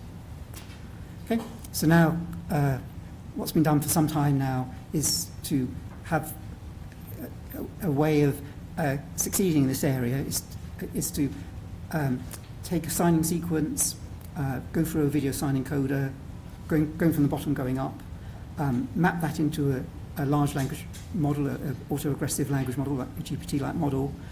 So I'm going to call this the standard model of sign language translation, because this is what most people do now. So you have a pre-trained large language model that can do translation. It can translate from French to English. It knows how to do translation, so you don't have to teach it to do that. The bit you have to do is stage one, you have to take a signing sequence and have a video sign encoder that can map it to signs, do the glossing. That's stage one. And then you map that into the input space of the language model, and then the second problem would be carried out by the language model, which would do the translation. Right. So how to actually do this? Of course, you need a training data set. We know the architecture, we know what we want to do. We have to train the video sign encoder to go from the signing sequence to produce signs, and then we have to instruct the translator to take this sign sequence and translate it into English. Okay? So where do we get the data from? And that's what I'm going to talk about. How we get the training data, then how we can improve the performance of this architecture in two different ways, using context and with a better encoder, and then going beyond signer-interpreted data. And there'll be a chance to ask questions in a moment, in a bit. So how do we get this data? And it turns out it's very easy to get data. There's often you have television programs where you have the subtitles and you have a signer interpreting the subtitle. That's what I showed you at the beginning, actually. So here's the subtitle, and this signer is interpreting that subtitle. The signer's deaf, so they don't know what's being said. All they have is the subtitle. And this is available on television channels throughout the world, in India as well, and in vast quantities. So we have a way of getting paired data. We've got the sentence and then interpretation of the sentence by the signer. So we've got paired sentences and signing sequences readily available. So we worked with the BBC in the UK, and we have a data set which was released of about 1,400 hours of this type of data, 1.2 million sentences, 37 signers, because this is available for research. And now we come to, we've got this data, we've got these paired sentences between the subtitles and the signing sequences. How do we actually get the glossing? How do we get the actual, the annotation to train the video encoder, where we need to have a short sequence and then the corresponding sign? How do we do that? And I'm going to go through two different methods of doing it. And the first method involves work for Prajol here, which is to use mouthings. So even though the signers are deaf, when they sign, they often mouth the word that they're signing. So I'll show you a couple of examples of this. Look at the left-hand one first. He's going to do the sign for office, and he'll mouth office. See that, office. Okay. Now we'll do the one on the right. He'll do the sign for tree, and he'll mouth tree. Tree and same tree. Okay. So this is the clue. So how we're going to use this now to get automatic annotations. That's what we want. We want automatic annotations and scalable. So let's set this up. We have a subtitle, like here, are you happy with this application? So we know the words which might be being signed, because they're interpreting this subtitle. So now we can look for each word in turn, using lip reading, keyword spotting, and see if they mouth it. If they do mouth it, then we know the sign is there, and we know where it is, so we can pick up the sign, okay? So I'll play this sequence. So here she's signing, are you happy with this application? We see that she mouths happy, and that's why it's slowed down. Play it again. So now she mouths happy, here's happy. And so in this way, now, we can pick the place where she mouthed happy and see the sign for happy. Okay, show it again. So again, this is completely scalable. We've got these million sentences. We can look for, using lip reading, which ones are mouthed, and then pick up the signs from that, okay? So here's an example of what we can get. So this is a sign for perfect, something like this. And we can generate these, thousands and millions of these. So that's one way of using lip reading and mouthing to sign spot. The second way is to use dictionaries, of course. So there are the visual sign dictionaries, and which you can download. Here's a dictionary, and this is somebody demonstrating the sign for cake. So in dictionaries, when they demonstrate them, it's not continuous sign language. They do it slowly and clearly. This. So what we want to do is to use this to spot signs. So we learn an embedding for the sign dictionary, an embedding for the signing sequence, and then again we have a subtitle, like here the subtitle is, we have some reasonable sized apple trees in the garden, so we can take each word in turn, see if there's a dictionary item for it, and then match the embedding using scalar product of that dictionary to the signing sequence and pick out where it scores high, and that's where the sign is. Okay? So we have two different ways of, and there are others, of taking these subtitles and then sign spotting. And in this way we can get millions of examples of annotations. So we do this, we have 2 million annotations to make available, 8,000 word, 8,000 sign vocabulary. Okay? So all that's been done. So now we have paired sentences and we have annotations at the sign level, all done automatically and scalably. So now we can, and we can do this for other data sets as well actually. This is a data set that Google released from YouTube videos, which is, again, similar size, 1,500 hours. The advantage of this is that it has 2,500 different signers. So the BBC Bob O'Sell one only has 37 signers, not much variety. The YouTube one, thousands of signers, so we get lots of variety in the way people do signs and their appearance. So we can train on both of these. Okay, so that's the training data. The training then is straightforward. We first of all want to train the video sign encoder. So this is going to be, we start off with a SWIN video encoder, and we train it contrastively like CLIP, CLIP encoding using InfoNCE. So we freeze the text encoder and train the video sign encoder, fine-tune it. It's pre-trained on kinetics to match these embeddings. So now we have something which containing a short sequence, 24 frames, about a second, and then produce an embedding which we can look up and see which sign it is. So we have sign encoder trained. Now we have to map this in, plumb this into a large language model that's been pre-trained, something like Llama. We have video sign encoder trained. We train a mapping network to go from the output space of this, which is 768, to the language one, which is in the thousands, the input one of the language one. We have to train this. We can actually train the whole thing end to end to some extent. And now we've got something which can take in a video sequence and produce English, because we instruct, part of this training is to instruct it to produce English. Yeah, that's the end of the training. So now we'll look at some examples. I'll show you a sequence and I'll show you the ground truth subtitle and what we predict. So here's a sequence describing what's going on there, subtitle. And the ground truth for this, it's one of the largest jellyfish in the world. Okay, that's what he was signing or interpreting. What we predict is it's one of the biggest animals in the world, so quite reasonable. Can we do better? So why didn't we get it right? And the reason we couldn't get it right is we need more context. I'll explain that. So now we've moved from the basic method to improving the basic method. So when a blind person is watching a television program being sign interpreted, they see the signer, of course, doing the interpretation. So that's what we've been looking at so far. But of course, they also see the television program being broadcast.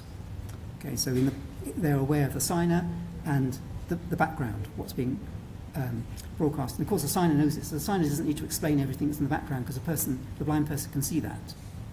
So that's the bit we have to supply to the model. The model, which is trying to interpret what the signer is saying, we have to tell it, actually, they're talking about this background. And the way we do that is to have a caption which describes what the background is. So in this case, yellow daffodils growing outdoors in a field.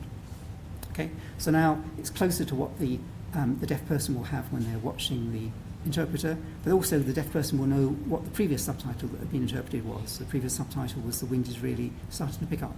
So we have to supply these two types of context to the model to make it equivalent to what the signer's doing. So this is very peculiar to the signer interpreting case. And so we can get these background captions automatically using something like Blip. We generate these as keywords. And now we can feed all these into the model so that the model is used to having text. So we can put in the background description as text. We can put in the previous sentence that we predicted as text. So now we have these contexts going in as well as the current signing sequence. And we can fine-tune using LoRa the model to understand that we're putting in these previous cases and what it has to do. Okay? So now we see the difference. So for this case I showed you before, the previous sentence was quite long. It talks about what's going on. It looks like a lion's mane, about 2.5 meters long. And the caption that we generate says there's a jellyfish in the background. So before, when we were just using the video and not the context, as you saw, we got it's one of the biggest animals in the world. But now if we take in the context, we get correctly, it's one of the largest jellyfish in the world, which is the ground truth. Okay? So we've solved this problem to some extent of being able to take a signer who's interpreting subtitles on a program and then recognize what they're signing and translate it into English. Not completely, only to some extent. I'll show you now running through a sequence of signing. So what you'll see is you'll see the background that we're describing, the previous subtitle we've interpreted, the predicted translation for the current signing, and the ground truth translation at the bottom. So it's maybe hard to see this, but as it moves, maybe the thing to do is as it moves through, you see how the current prediction becomes the previous subtitle, and then we interpret the current one, that then becomes the previous subtitle, and so we go on sequentially like this. Okay, so that was one improvement using context. If you're computer vision people, you know that what really matters to make everything work better are the features. So far we've been using a SWIN, which is now quite an old-fashioned video encoder. We can try and do better. So we can build on pre-trained networks. So what we want for sign language, we want the hand shape, we want the face, we want the body, where the hands are relative to the body. And we don't have to do this ourselves. We can start with something like Google's MediaPipe, which does all this, has been trained on a massive amount of data, does it very well. Better to start with something like this and then build on it and try and do it ourselves. So that's what we've done now. We start with Google MediaPipe, giving these different articulators. We also take lip features, because that's very important for mouthing. And we start from all of these features, and then we build an encoder on top of those. And the encoder is a graph neural network, and then a conformer, and then to map it to the language space, I've got a nice animation. We use a sliding perceiver, so it cross attends to these and pumps out tokens which correspond to the signs. Okay, so this is a new encoder. You can see the difference then this makes. So now I'm going to show you some numbers. So here's a sequence signing away. And the ground truth is, I'll read it out to you. In fact, there are 30 times more sheep in the Yorkshire Dales than people, more than 500,000 of them. And we predict, using these new features, the Yorkshire Dales are home to 30 times as many sheep as people, 500,000 of them. So the sense is the same, the wording order is not the same, but that's problems with translation. And we can use this BLERT way of assessing. So BLERT is like a BERT method that's been trained to take in sentences, two sentences, and measure their consistency for translation-like tasks. So it's a reasonable measure of translation. So this gets a BLERT score of 81%. It goes between 0 and 100. Look at the one, this is the sequence I showed you at the start, which was about every spring our planet is transformed. And for this one, we get 100%. So we get exactly what she was interpreting, we actually predict. So this is the benefit of these new features. Give you some numbers. What I was showing you before with the SWIN and no context, the BLERT score over a test set from Bob SL was 37. If we add in the context, it goes up to 40. If we take away the context and just use our new encoder, we're up to 47. Okay, so is this good? Yes, this is good. Is this solved? No, it's not. We're at 47. It's not 100%. We should be. There's still room to improve this to get up to the 80s, but you can see that this is something that's it's certainly reasonable. You can take a sign sequence and you can translate it to English now. But that's not the whole story. Just to see what matters. What you've seen here is learning from signer-interpreter data and being able to recognise signer-interpreter data.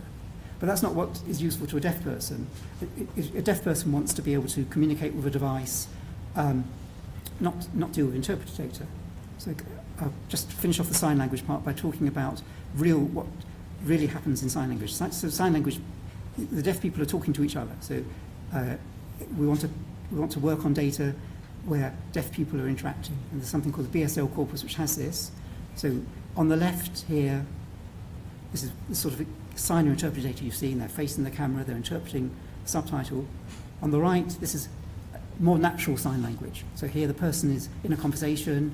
You see that she's talking, signing to this person, and they're interrupting. There's a two-way interaction between this person. And just like when you're speaking to somebody, you interrupt them and they react, and that's exactly what goes on here.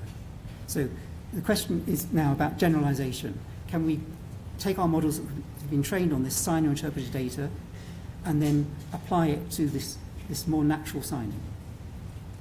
So here's some examples showing that we can.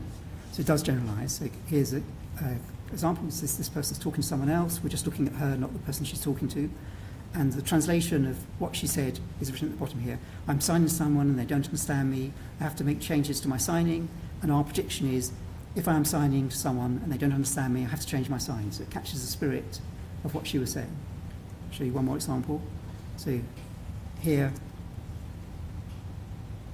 so he's saying, the translation of what he's saying is, in Scotland, their signs are completely different. And we translate that as, in Scotland, their signs are completely different. So, this is good. So this shows we've got some form of generalization. Okay, so I'm concluding this part of the talk. What you've seen is how, using this standard model, building on pre-trained models, a pre-trained LLM that can do translation, having scalable methods of starting from a data source and then developing scalable methods of annotation and training, we've got something which is quite reasonable in terms of sign language translation. But the message really is, how we got here was to start with pre-trained models. Other people had pre-trained on large amounts of data and then build on those. That's maybe the message of how it had says, and have a scalable way of generating training data. Okay, so before I go on to the next part of the talk, maybe take any questions on this part.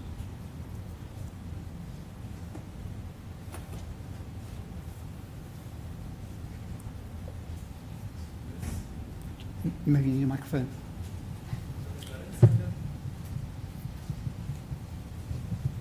So the current setup typically takes the encoder mapping network and the GPT-like LLM. So may I know what are the parameters of the GPT-like LLM, like 100 million parameter model works or llama-like models, which are 3 billion plus parameter kind of model works, because during inference, using the same LLM setup becomes difficult to deploy on edge devices. So yeah, just wanted to know your. Yeah, so we're not looking at real-time deployment yet. I mean, I think, so to answer your question, sort of 8 billion type models are the ones we use, and we've used Llama, we've used T5, we're using DeepSeek now. I mean, of course, things will work better with larger models, but the translation task isn't so hard, so we don't need such a large model. And I'm sure we could distill things down for devices, given that it doesn't have to do too much work, really. You just think, GPT-2 could do translations to some extent. So I think it could be much smaller. It's just we're using what's available and pre-trained. And then, yes, it could be smaller, but we haven't got to that part yet. But it's definitely where you want to go. Sir, over here, what will the context be? Where are you? Thank you. So, sir, over here, what will the context be? The context is what I showed when I was talking about improvement. So I was talking about the context would be the previous part of the conversation, or I showed it for the previous subtitles. That's what I mean by context here. Here it could be if you're having a conversation, it could be the previous conversation, so that you can do a better translation given the previous context. But it could be other things. It could be the area you're talking about. Are you talking about cooking? Are you talking about vegetation? Just anything that will help get the translations better.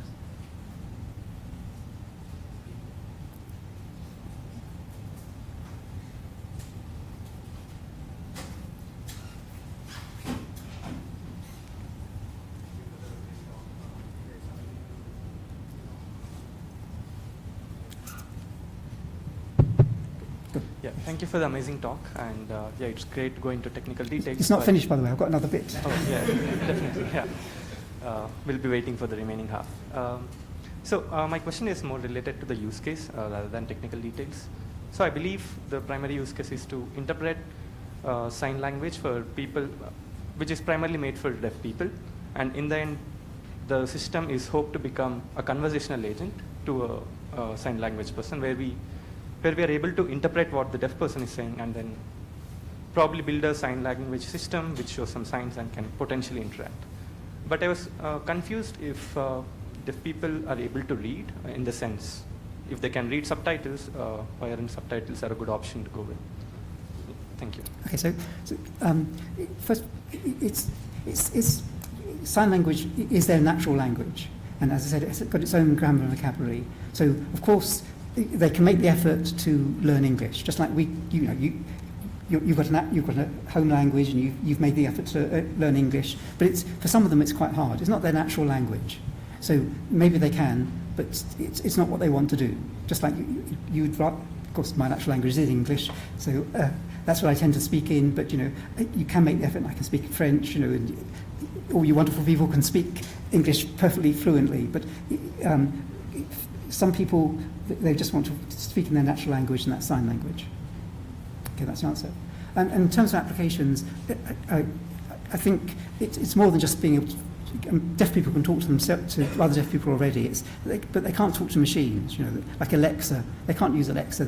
If they're going to interact with a phone, they might have to type something in. That's not natural for them at all. They'd rather just sign. Well, imagine if they could just sign and have all the interactivity that we have with machines now. Andrew, couple of questions here. First, just like lip to speech, this is also one-to-many mapping? Generally, that's the question. And it's the one-to-many mapping context will play a huge role, because the same, let's say, hot or pot, like the lip will move the same way, or like the same sign is used for multiple words. So, and one way which we are trying to tackle is to do this context in a streaming architecture. Like you have a streaming, so any efforts in the lab on that direction, any insights, or have you tried some streaming architectures where there's rather than these full context model, like, or we have a streaming architecture, any thoughts there? So the closest we've done to streaming is that demo I showed you, where it took the previous subtitle, made the prediction of the current signing, then recurrently that became the previous. Yes. But there's nothing real time yet. I mean, this is where we want to go, and but we haven't done it yet. Okay. And I'm happy to see anything here that's working on that, because, of course, there'll be tricks and insights on how to do it. Sure. Okay. Hello, sir. So, in one of the slides, you were talking regarding the real time when people were like having a conversation in between. So, see, suppose even when I'm having conversation, I use some filler words. Is it the same for sign language also? If it's so, how do you tackle it? Sorry, I missed the thing, your question that you used. Like the filler words that we use, like or something like that. So, how is it the same in sign language also? And like, if it is so, how do you tackle it? Okay, first of all, I don't know the answer. That's interesting. I don't know the answer, whether there's equivalent. I mean, lots in English, you know, you say the cat was on the mat. Well, they wouldn't do the anyway. So there are many words in the English sentence which aren't signed, just to begin with. But yeah, I don't know. I'm sure, of course, when they're thinking, they'll be doing. You know, this is just human nature that you're thinking you're doing something else. So I imagine it is there, but I don't know. I'll try and find out. Yeah.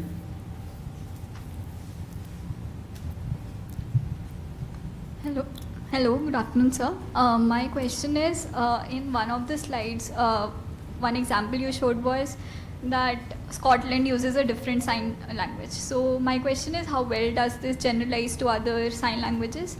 And the second question is, was any ablation study done to understand how much is the importance or significance of the text priors or text priors learned by LLM-like models and the video encoder?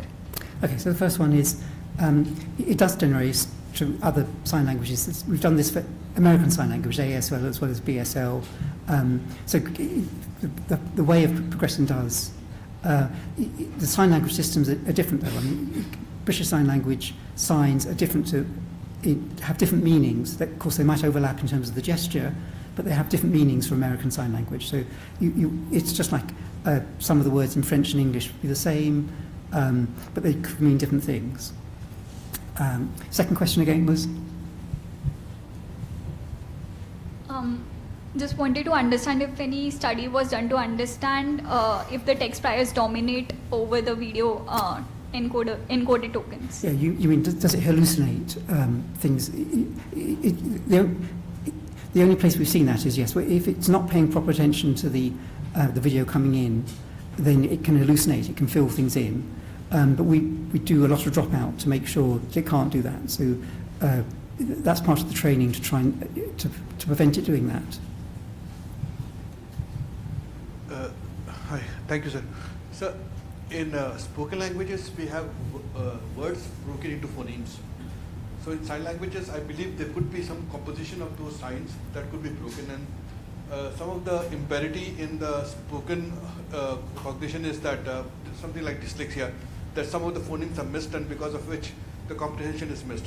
Do you have something like that in sign language also, that okay, we miss some of the broken aspects of the sign language, and then if that can be fixed, maybe something corollary disease in the, not disease, imparity in the sign language cognition can also be corrected? So first of all, sign languages haven't been studied to anything like the same extent as spoken languages, because there's no agreed system for annotating. You know, with spoken language, yes, you say you have phonemes, you can look at things at the phoneme level, but there isn't something that, at the moment, for sign languages. So I can't really answer your question because they haven't been studied that much. We're working with sign language linguists now and annotating their data so that they can study these types of things. But I think it's unknown. Hello, sir. So my question was, in one of the previous slides, you mentioned about having a special encoder for sign language. But my question was, how do we make the choice between, do we need a more powerful or a more efficient video encoder versus maybe we might already be having a good encoder, but the problem might actually be with the mapping network or the projector, which actually like embeds it into a common space. How do we like make a choice? Is it an encoder problem, or if it is actually a mapping network problem? Well, you have to experiment. I mean, that's you can't know that in advance. You have to carry out the experiments. That's the only way you can know, which is what we did. so you keep the encoder the same, you change the mapping network, you change the encoder, keep the mapping network, you have to do the experiments. That's the only way you can ever know.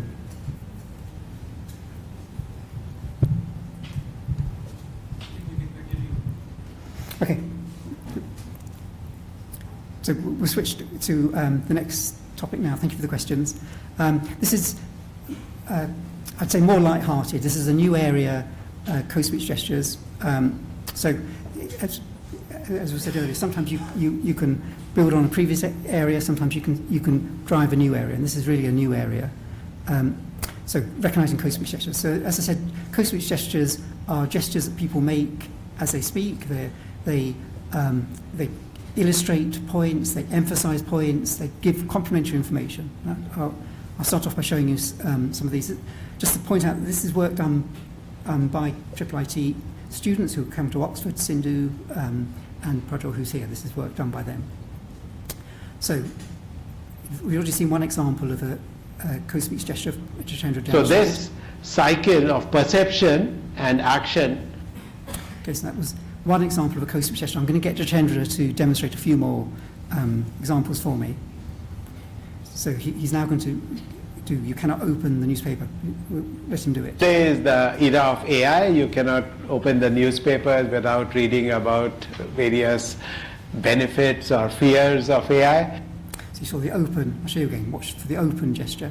Today is the era of AI. You cannot open the newspapers without reading about various benefits or fears of AI.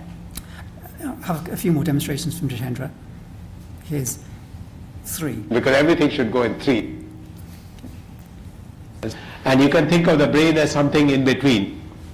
So here you see he's doing something quite abstract here. He's going between 2 points to illustrate a relationship for something in between.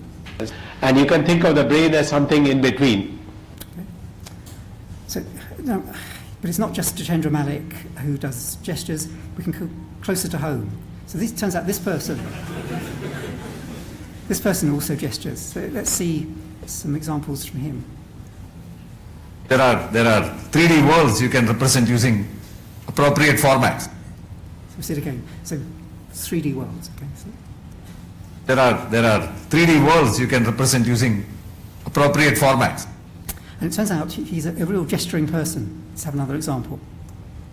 Somehow the reality, the real object is transformed into some kind of representation, digital representation. So again here he's going to make this relationship idea very, very clear. He places something in space here, and then he transforms it to something in space here. So he really makes this concept much clearer. Somehow the reality, the real object is transformed into some kind of representation, digital representation. Okay. So Peter, are you aware you're doing this? No. That's it. You're not necessarily aware you're doing it. And it's really, really helpful. We'll see one more example because he's a real gesturer. The next example we're going to see there are 2 gestures in the same sentence. These 3 came together in the early 2000s or maybe 2010 time frame, and huge explosion of success happened. Okay, so here we have came together and then explosion. So we see it again. These 3 came together in the early 2000s or maybe 2010 time frame, and huge explosion of success happened. Okay, very, very good gesture. So I looked at some of the other faculty here. You gesture. I found examples of you gesturing. But the person you might think never gestures would be Jawaha. And I did have to work very hard to find, but I did find an example of you gesturing. So here we are. So this systematically expanded the scope of our research. We'll just see this again. So this systematically expanded the scope of our research. Okay, so people, as you can see, vary. They gesture, co-speech gestures to various extents. It depends on the situation, it depends on the person, it depends on the culture. Okay. I'm going to conclude the examples with another one from Jitendra. I'm using the slide and giving talks on this from like 20 years ago. So you see here again, he's doing something quite abstract. He's talking about the past, and he goes behind him for the past. Okay. I'm using the slide and giving talks on this from like 20 years ago. Okay.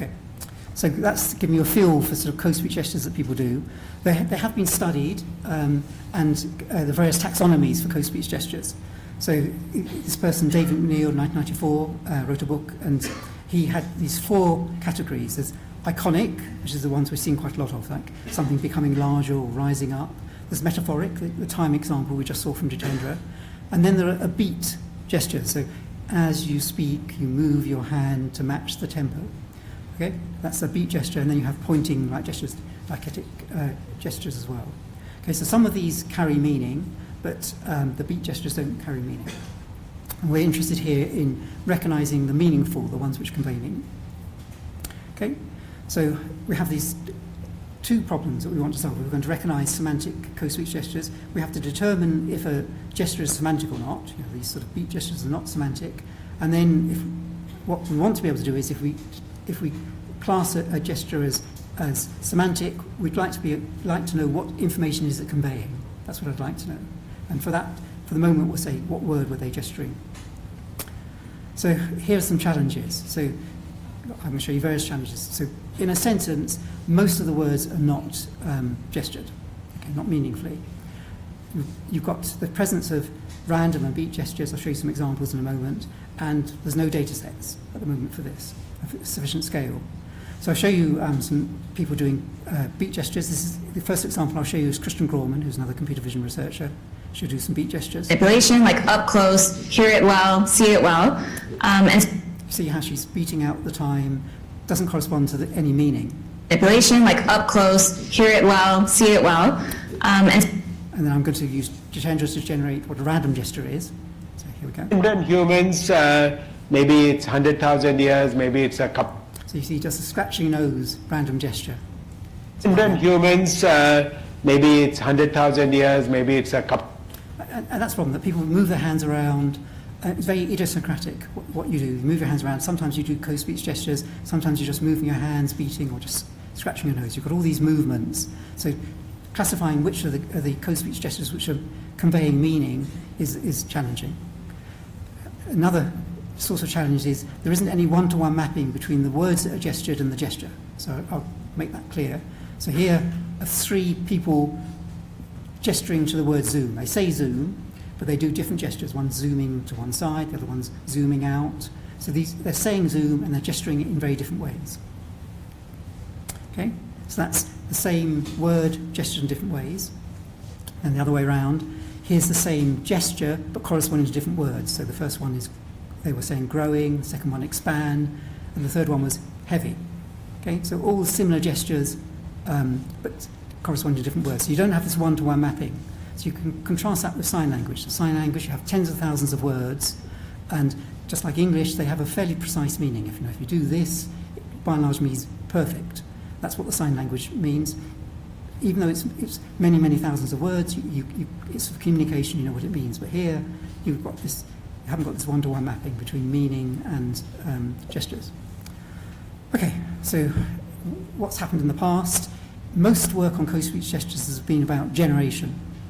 It's with video diffusion models now, it's very easy to write a sentence and have somebody speak it and gesture as they speak, if that's what the model wants to do. So the forward direction, going from text to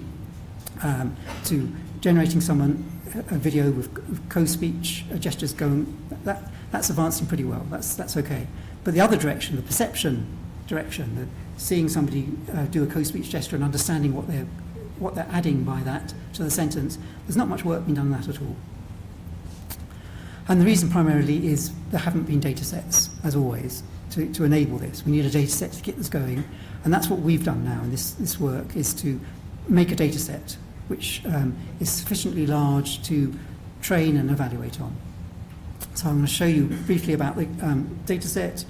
Then, given the data set, then it's sort of fairly easy to start making advances. So then I'll show you how we can train on this data set to classify gestures as whether they're semantic or they're random, and then how to try and recognize the word that's being gestured. So this is a data set that we've released. It's got 155 words, so these are words that are said and then gestured or not. And for 17,000 clips, we we have the gesture, and for the another 139,000 clips, the word is said but no gesture. So this is a good training set. And we've also pulled out a test set which has got 4,000 clips for 100 of these words. Okay. I'll say a bit about how it was made in a moment, but I'll show you some examples. So this is here is the word connect. The people are going to say in a sentence connect, and they'll make a gesture as they say it, or in that sentence. The allegiance was forever. Now connect dots here. Again, see. The allegiance was forever. Now connect dots here. So that's how he does connect. The verb that connects with the person you're allows us to even connect deeper with God. I know these things, now I can finally connect them and utilize them for what. Okay, some examples of connect. I'm going to show a few more examples. So here's for spiral. Okay, people can gesture spiral in very different ways. The chakra points actually go in a spiral around the earth going up, which to lose momentum and spiral inward. And eventually, a long kind of spiral of wire like this. And then that kind of all spirals. You know, we've got a brain. It's the... There we go. There's spiral, and then we'll do one last example. It's grasp. Okay. Really hard to get a grasp on that. So figuring out how to... You're scrambling around on the ground, grasping at their careening coins.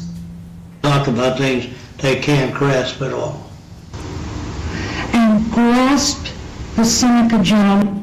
There we go. So these are just examples from the data set. Once we've got this data set, though, we can start analysing the relationship between speech and gestures. So one of the things that's well known, and is maybe surprising, is that when you're forming a sentence, you often do the gesture before you say the word. So you've sort of composed the sentence in your mind, you know what you want to say, and now you start illustrating it even though you haven't said the word. So I'm going to show you some examples for the gesture arc, and you'll see that the people do the gesture well before they say the word. What you've got along the bottom, you'll see this timelines along the bottom.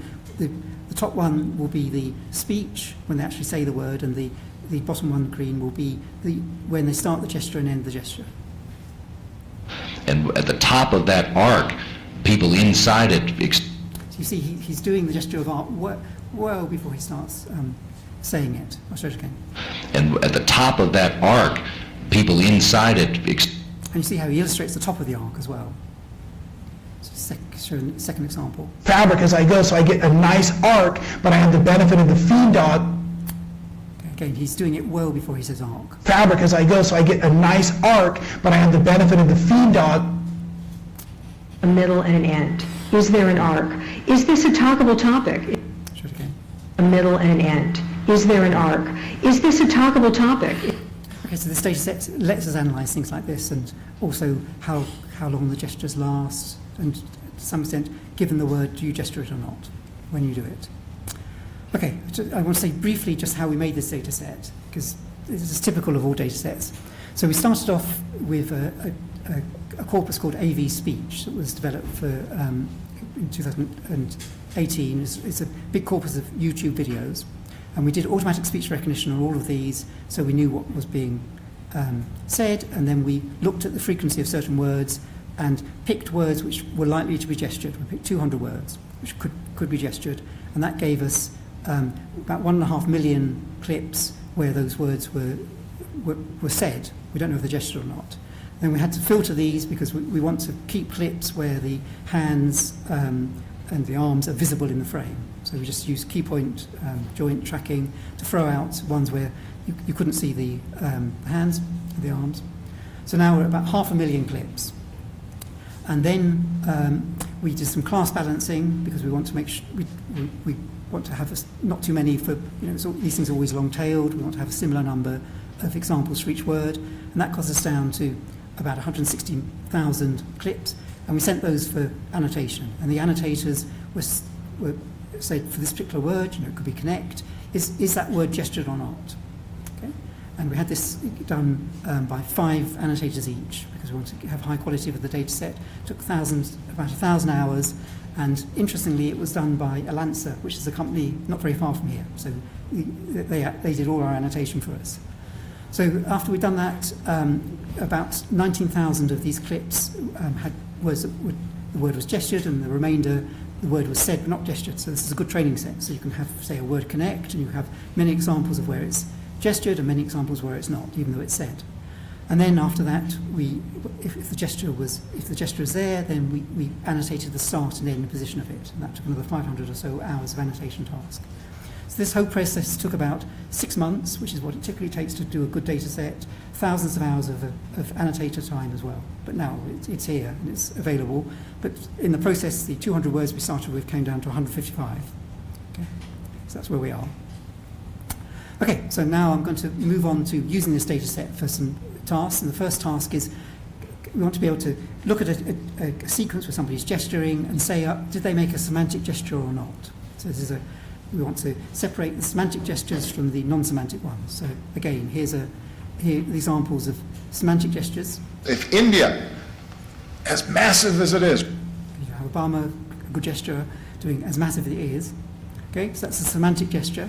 And then this example I showed you before from Christian doing beat gestures. Like up close, hear it well, see it well. Okay, so these are not semantic gestures. So we want to be able to separate people speaking, doing a semantic gesture from people speaking, not doing a semantic gesture, because we're interested in the semantic ones which convey meaning. Okay, so I'll show you what we did. I used Taylor Swift for this example. So here's her doing a sentence. I love about him, it's very eccentric. Love it, but... Okay, so what you see she does is as she's talking, she's moving her hands around, but actually these are just random gestures. And then at the end she does a semantic gesture. So again. I love about him, it's very eccentric. Love it, but... Okay, so people do random gestures in a very personal way. How much they move their hands around before they do the semantic gesture, that really varies person to person. So to be able to classify whether a person's doing a semantic gesture or not, you need context. So you have to watch them for a while, and then you can decide, well, this is a random gesture, this is a semantic one.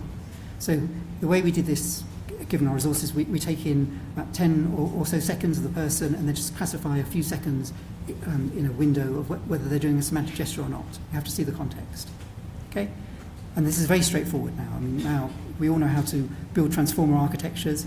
We started with the video sequence. We use a pre-trained network to give us our features. It's called SWHO, but it's been trained on sign language, so it's very aware of the hand movements. That's what we call the gesture background, so that's all pre-trained. We get an encoding per frame. That goes into a transformer, so there's some sharing of knowledge, and then we pick a particular region, a query we call it, that self-attends to what the context and then says, well, there's a semantic gesture here or not. That's what it's trained to do, and we train it on the data set that we release, as gestures in the wild data set. So there's nothing particularly special about the architecture, it's just that we now have the training data.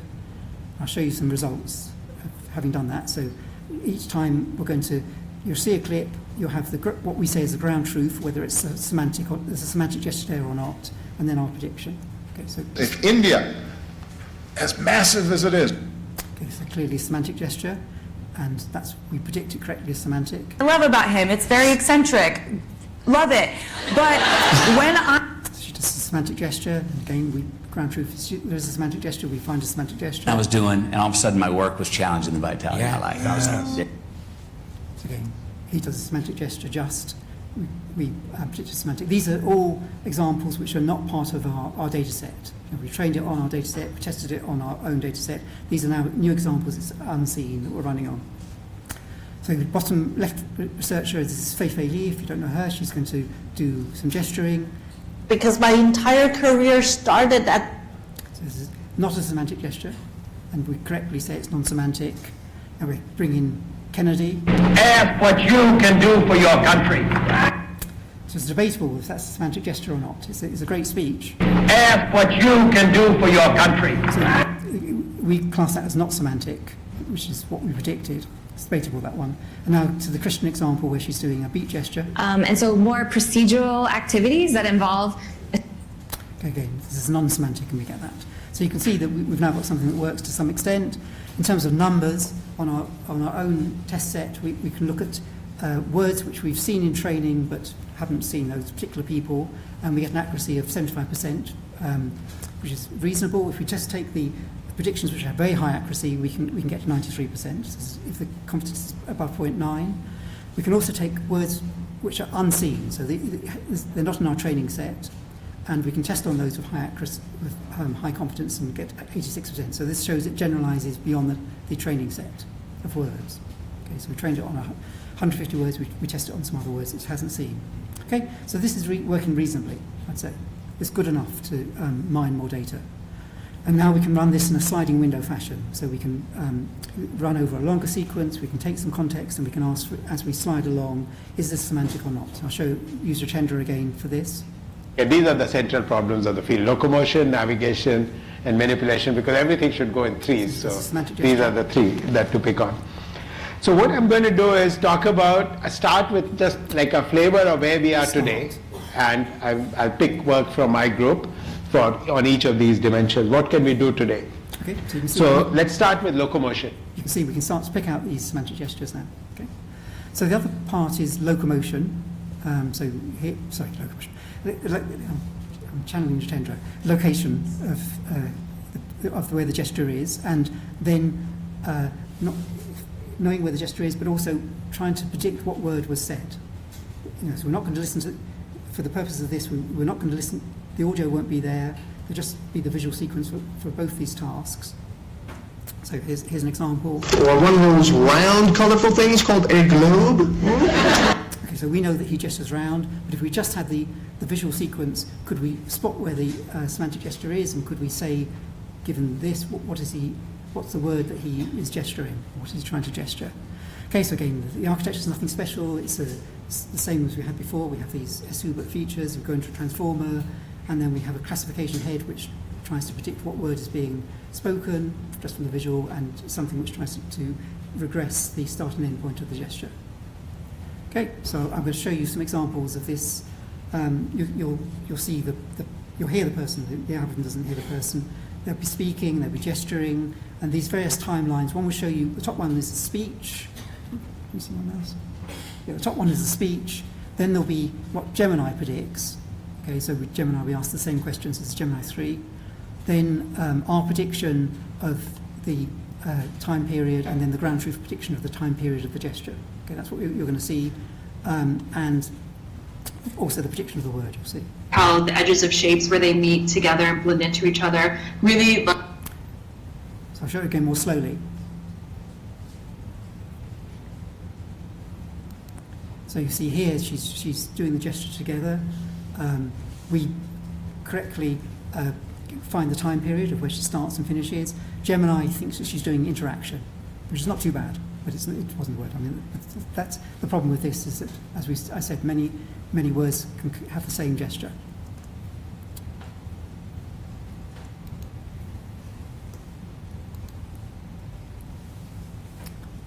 I'll show a couple more examples. With you, please leave it in comments below. Put quotes around it so other people can be. So he's doing below here. I'll show you more slowly. But Gemini predicts call, so it gets it completely wrong, gets the time period wrong. So the point about this is beyond what large language models can do. With no splits, so the entire loop has to have the same flow, has to have. So you see here, the ground truth is loop. We predicted circle, which is again close enough, but not deemed correct. And Gemini just, because it's sampling at say 1 hertz, it just gets above the gesture. It doesn't get the full continuity of the flow of the loop that's being done. Okay, so summary is we can do it to some extent. Large language models, even proprietary ones, can't do it yet. So in terms of performance, in terms of recognition, we're looking at 100 classes here. If we look at, is it in the top 1, we're at 18%. If we're in the top 5, we're at 37%. Top 10, we're at 50%. So better than chance, but this is not good. There's a lot more work could be done here. I mean, part of the challenge is, as I showed you, if you do this, is that a circle or is that loop? You've got these natural ambiguities. Why using recall at 5 or 10 is a more reasonable metric than recall at 1, but still more work to be done here. Okay, and that's what you expect with a new field. Okay, so take-home messages here are: this is an area which is now we've got a data set, we can do research on it. It will help us study human communication. because humans use gestures to communicate. Please work on it as well. I want to just end with one thought about why we're doing this. We're not just doing this to try and guess what's being gestured. We're doing this because we want to get extra information, because people gesture, they're saying words, there's emotion in their voice, they've got expressions, but they also use gestures to convey information. I'll show you an example of what I mean by that. So this is Aliosh Refros, who's a great researcher, and here he is speaking. You really want to look for problems where you have the dimensionality is high, but the intrinsic dimensionality is maybe much low. So you see he's talking about problems, and he's talking about high and low, but what he actually gestures is a manifold. We all understand he's gesturing a smooth manifold. He doesn't say that. Show it again. You really want to look for problems where you have the dimensionality is high, but the intrinsic dimensionality is maybe much low. So we, as machine learning people, we understand he's talking about a manifold. Somebody who wasn't machine learning wouldn't understand that gesture, but that's what he does. He didn't know he did that. That's where you can convey information which is beyond what you're saying. Okay, that's why I'm stopping. So, and I can take questions, of course, but.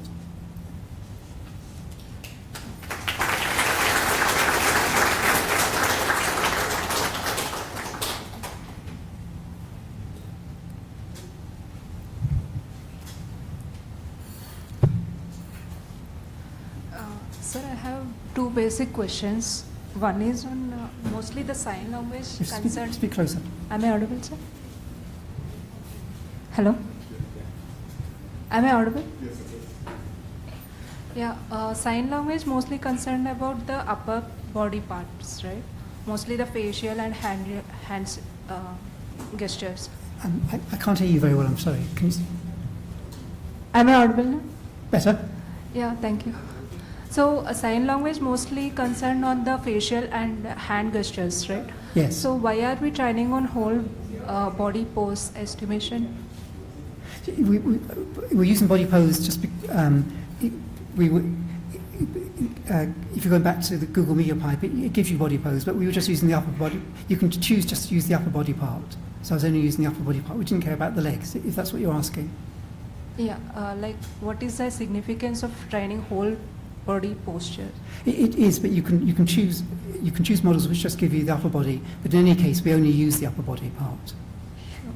And also, how are we handling the occlusions, especially someone behind moving and colliding mostly with the primary object?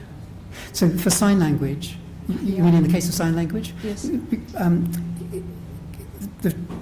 They're trying to communicate, so they won't occlude. Occlusion is if someone behind the object, primary object, who is doing the sign language, if that also. But when they're doing sign language, they want to be seen, so they're not going to be occluded. Of course, if they're occluded, we can't do it. Okay.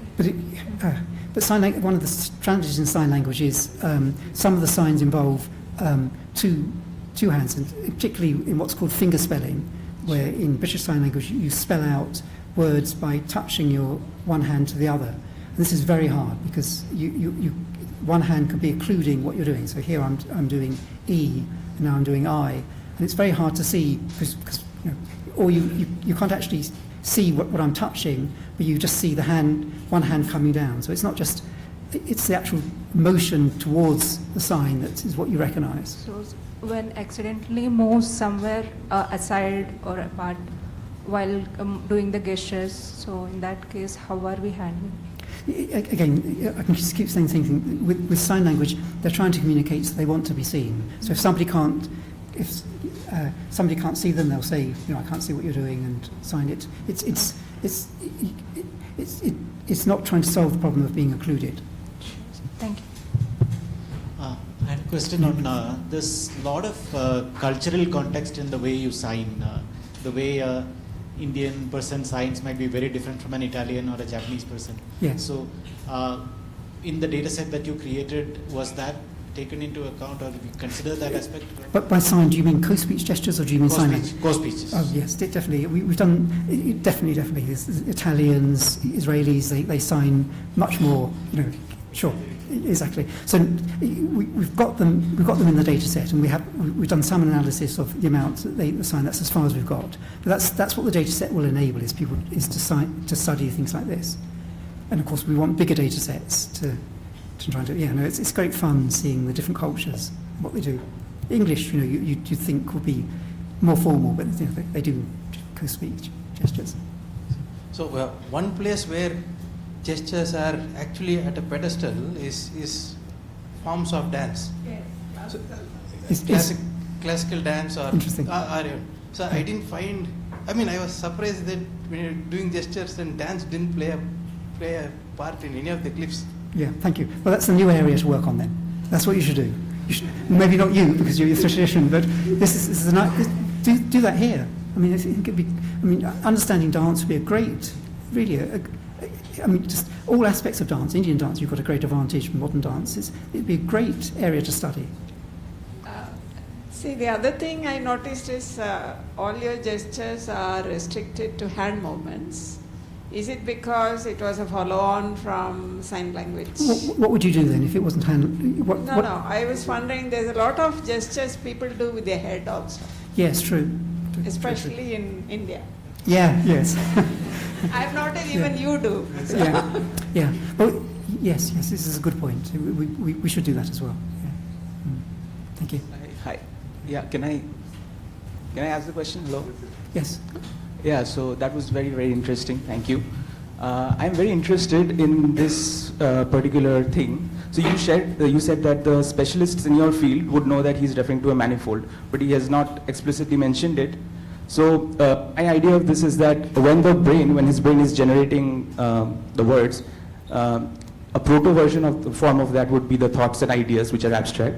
And I'm interested in the sequence of it. So you're generating this visual idea, maybe this peak and valley of the manifold, and you're communicating it through not just words. So the action is through the lips and tongue, but also the hands. And the other slide where you showed all those people talking about the arc, and you said that a gesture starts before the words come out. What I noticed is that they're in such a flow state of communication that it's like as if when they're reaching the crescendo of that gesture, the arc, the word arc comes exactly at that point. So they're near simultaneous in all of those. So I'm interested in the sequence. So the visual idea, which they can imagine, the gesture and the words that come out together communicating that particular abstract idea that is in their brain, and how that, and the listener, if we are the audience, how we create that same visual idea and the distortions that come in between this channel of communication. And if we can use AI/ML methods to generate that visual idea, so there would be a screen where you can see what exact, so these would be more universal, unlike the other things that are more idiosyncratic to the individual or the culture or the region, right? This is universal because I can imagine all groups of people referring, like when they're thinking about something round, they would do this and not this. Yes. So that's universal. So I'm interested in the sequence of all this, the visual idea, is there work going on in that? There has been work in the past on this as well, I mean, and ongoing, but it's tended to be on small data sets and particular domains, like people have studied time. You do the past on the left or the right, and when do you do those gestures? And so you can look it up. There has been work studying that, but it hasn't been at large scale, and that's what needs to be done now. It's done at large scale across multi-cultures, multi-domains as well. But you can find, if you Google it, you'll find some work on that already. I see. I was just wondering about this, it's a strange proposition, but can we have fMRI scans of the people while doing it? Then we would have a much better, and maybe nanosecond, microsecond scale gradation, like sequencing of these events, because it's very significant if you think of the long-term applications. Yes. And I like the idea of having something universal. You, as you say, you can study this across different cultures and different people at the same point. Yes. Exactly. Yes. Yeah. Thank you. So, good afternoon, Prof. I have a question that the sign which you showed in co-speech gestures above, like the female speaker, can you just go to the slide? Which slide is it? The slide where you showed about the female speaker saying a random gesture. Christian Corman, yeah, yes. Random co-speech gesture. Yeah, let's get there.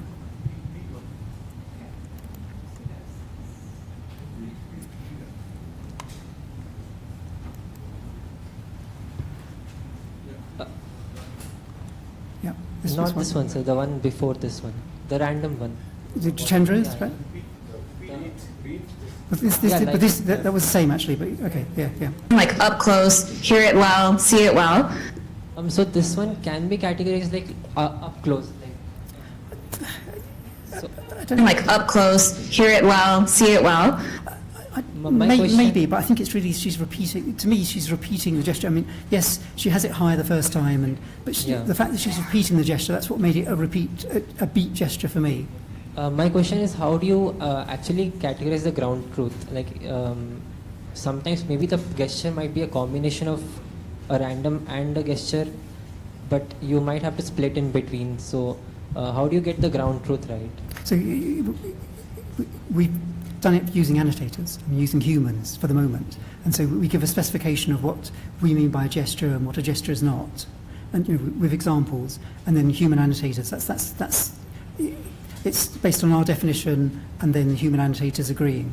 So far, I mean, ground truth is always is it really truth? The best we can do is ask the person, but the person is there, I'm not aware. Exactly. No, you can't get the ground truth from the person. No.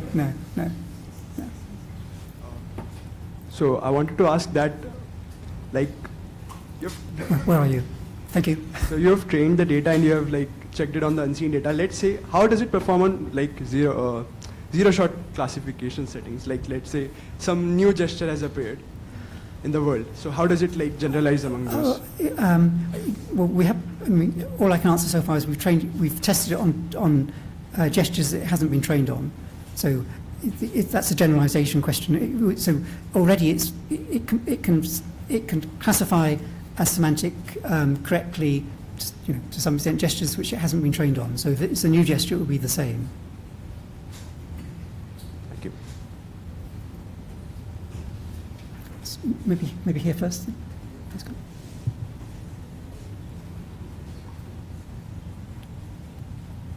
Hello. Adding to his question, my question was, is it possible for a certain gesture to be semantic and non-semantic at the same time? Interesting. Okay, I'll add to this.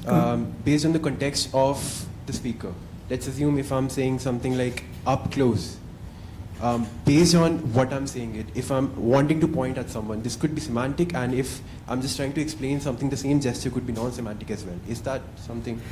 Yeah, it could be. I mean, it could be that the person does this sort of thing all the time, and when they say up close, they're giving it a bit more emphasis. It could be like that, yes, and it's a tricky problem, but could we add the visual or the audio cues in the model to maybe classify this? Yes, you could, and it's in the end, because we're trying to get the full communication. Of course, we need everything. We need the voice, we need the gestures, we need the face. That's the only way that we can do full communication, and that's where I see models going in the future, because you want to, if you're communicating with a machine, it has to understand all aspects of this, otherwise it will make mistakes.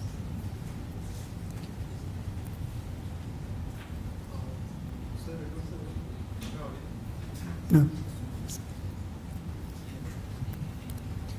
Hello. Yeah. So I have a couple of questions. First of all, great talk, and I really enjoyed it. And the first question is, say for recognizing gestures or in sign language, there was, say for example, for people who are dumb and who are hard of hearing, so it is of great use for them. Like, what are the applications of co-speech gesture recognition? Is there a direct use case? It's really the question, the answer I just gave, that it's part of communication. So if you really want to get everything the person is saying, their thoughts, then you have to understand the co-speech as well. Otherwise you're missing out. And to me, the really interesting things are the co-speech gestures which correspond to things that aren't said, like the Alyosha Frost manifold example. That's where I want to go. I'll give you another example of this. So this is from a linguist called Justine Cassel, who studies these type of gestures, and she had an example of, there was an estate agent showing somebody around a house, and the person was talking to a friend and saying, I really liked the house, it had a staircase that was really good, and by that she meant a spiral staircase. but she never said spiral. So you've got all this extra information it can be on the side. That's what I think is one of the most interesting aspects going forwards. But more generally, it's because this is part of communication and it needs to be included in order to completely understand what somebody's saying, what their intentions are. Fair enough, yeah. Especially on the fine-grained case where you understand, like, say, for example, explaining spatial concepts, people use like hand gestures a lot, yes. and be like, this is where a person is and this is where the other person is. It really is important to understand like fine-grained aspects of it. I think it's quite an interesting problem as well. And I also, like when I was studying in school, I got to know that like 70% of communication is non-verbal and a part of it is verbal. For example, to understand if a person is engaged in a conversation or not, or say if they are thinking about something, there is like not just hands, but like your face and like a lot of things involved, and especially understanding the dynamics of the scene and how people are communicating non-verbally. I think that is a fairly interesting use case, especially in long context, say a movie, and say there is a scene that played out, and say the character comes in with a certain gesture, you understand what happened before, and like, yeah, things that would be an interesting extension of the problem maybe. And what is the study in that area? I completely agree. Just the body language part as well. That I'm bored, or yeah, sure. There's the body language parts beyond the gestures. But yes, and I want to use this for getting more out of movies, understanding more in movies as well. I mean, this is all part of machines being able to understand humans and then help them or interact with them. Fair. Thank you.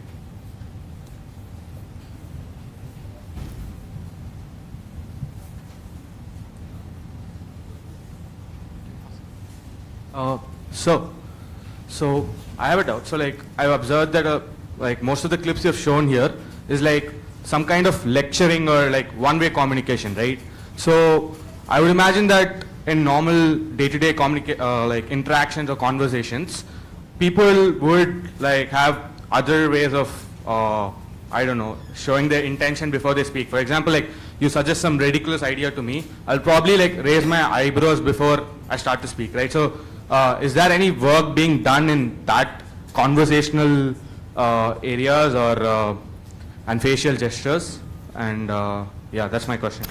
I'm sure there is work being done in conversational gestures. People, of course, use co-speech gestures when they're in conversation, and you're right, because of how we could get hold of the data, they are generally, when people are doing presentations, that's what the data source is, and it would be good now to do get an equivalent data set for conversations. I mean, they have been studied to some extent, but again, not at scale, just because there wasn't the data there. So we need to collect a data set like that. But it is fun when you look at a group in the distance. You can't hear what they're saying, and you see their gestures. You can see how they're interacting with each other. You can try and guess what they're talking about. And it's interesting just to watch people and when they're in conversation and see how much they gesture. Sir. Hello.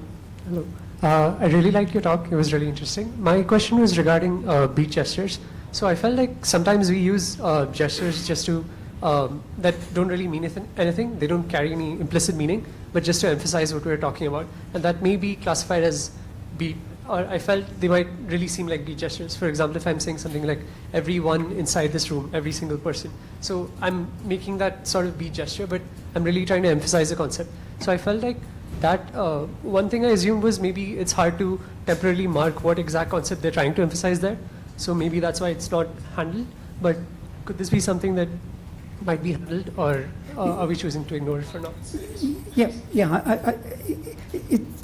I gave this taxonomy of that Neil had done on different gesture types, but there are other taxonomies as well. And you're right. There could be border cases, where is it a beat gesture, or is it they're really trying to emphasise, but it's not necessarily a semantic gesture. But for the moment, we were looking at these semantic gestures. Emphasis is something else. You should pay attention to this bit, what I'm saying. I mean, there can be those gestures for that as well, you're right. But we're just not studying those at the moment. We spent a long time trying to get beat gestures actually, because it was, this is something that didn't work. We spent a long time, Prajwal and others,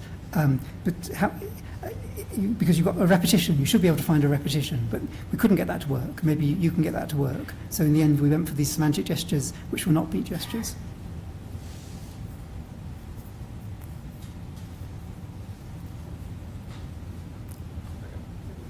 So, sir, good afternoon, sir. Basically, my doubt was regarding the encoder itself. So, when you're giving it the input, is it only taking like the skeletal input of the object, like the human being, or are we providing the whole video as an input? And if you're providing the whole video part, the portions as inputs, has there been any interpretability studies as to like what exactly it's noticing and what is being correlated with what? So it depends on different parts. For the co-speech gestures, it's using these S-Hubert features, and they're a mixture of a body and Dino for the hands. So it doesn't necessarily see the whole image, but it sees different parts and different details. So the Dino will take the actual images around the hands. Okay. In terms of what's being used for the sign language work, we have done that. We've looked at how much is it using the lips and how much is it using the hands, etc. by ablation studies. In this co-speech gestures, it's too soon. We haven't done that yet. It's to be done.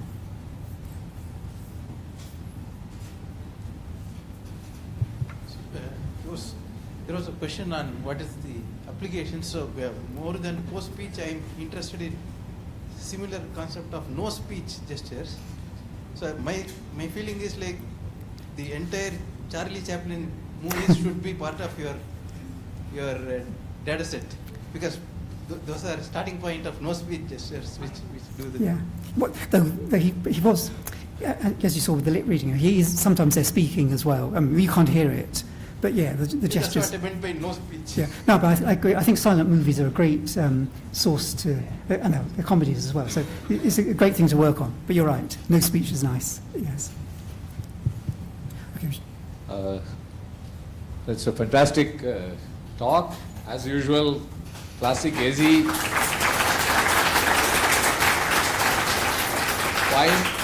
Find interesting, challenging problems. Create a strong data set. Solve them, and throw many problems at all of you. Classic AZ style. So I hope many of you will catch some of the problems that he threw at you and proceed further. So thank you once again for coming here and greeting on this occasion.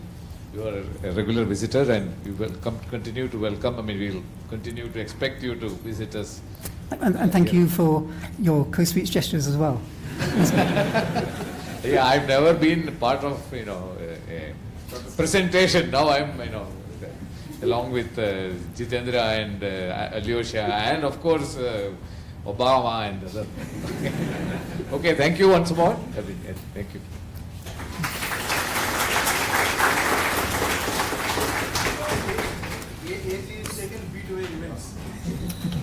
Thank you much.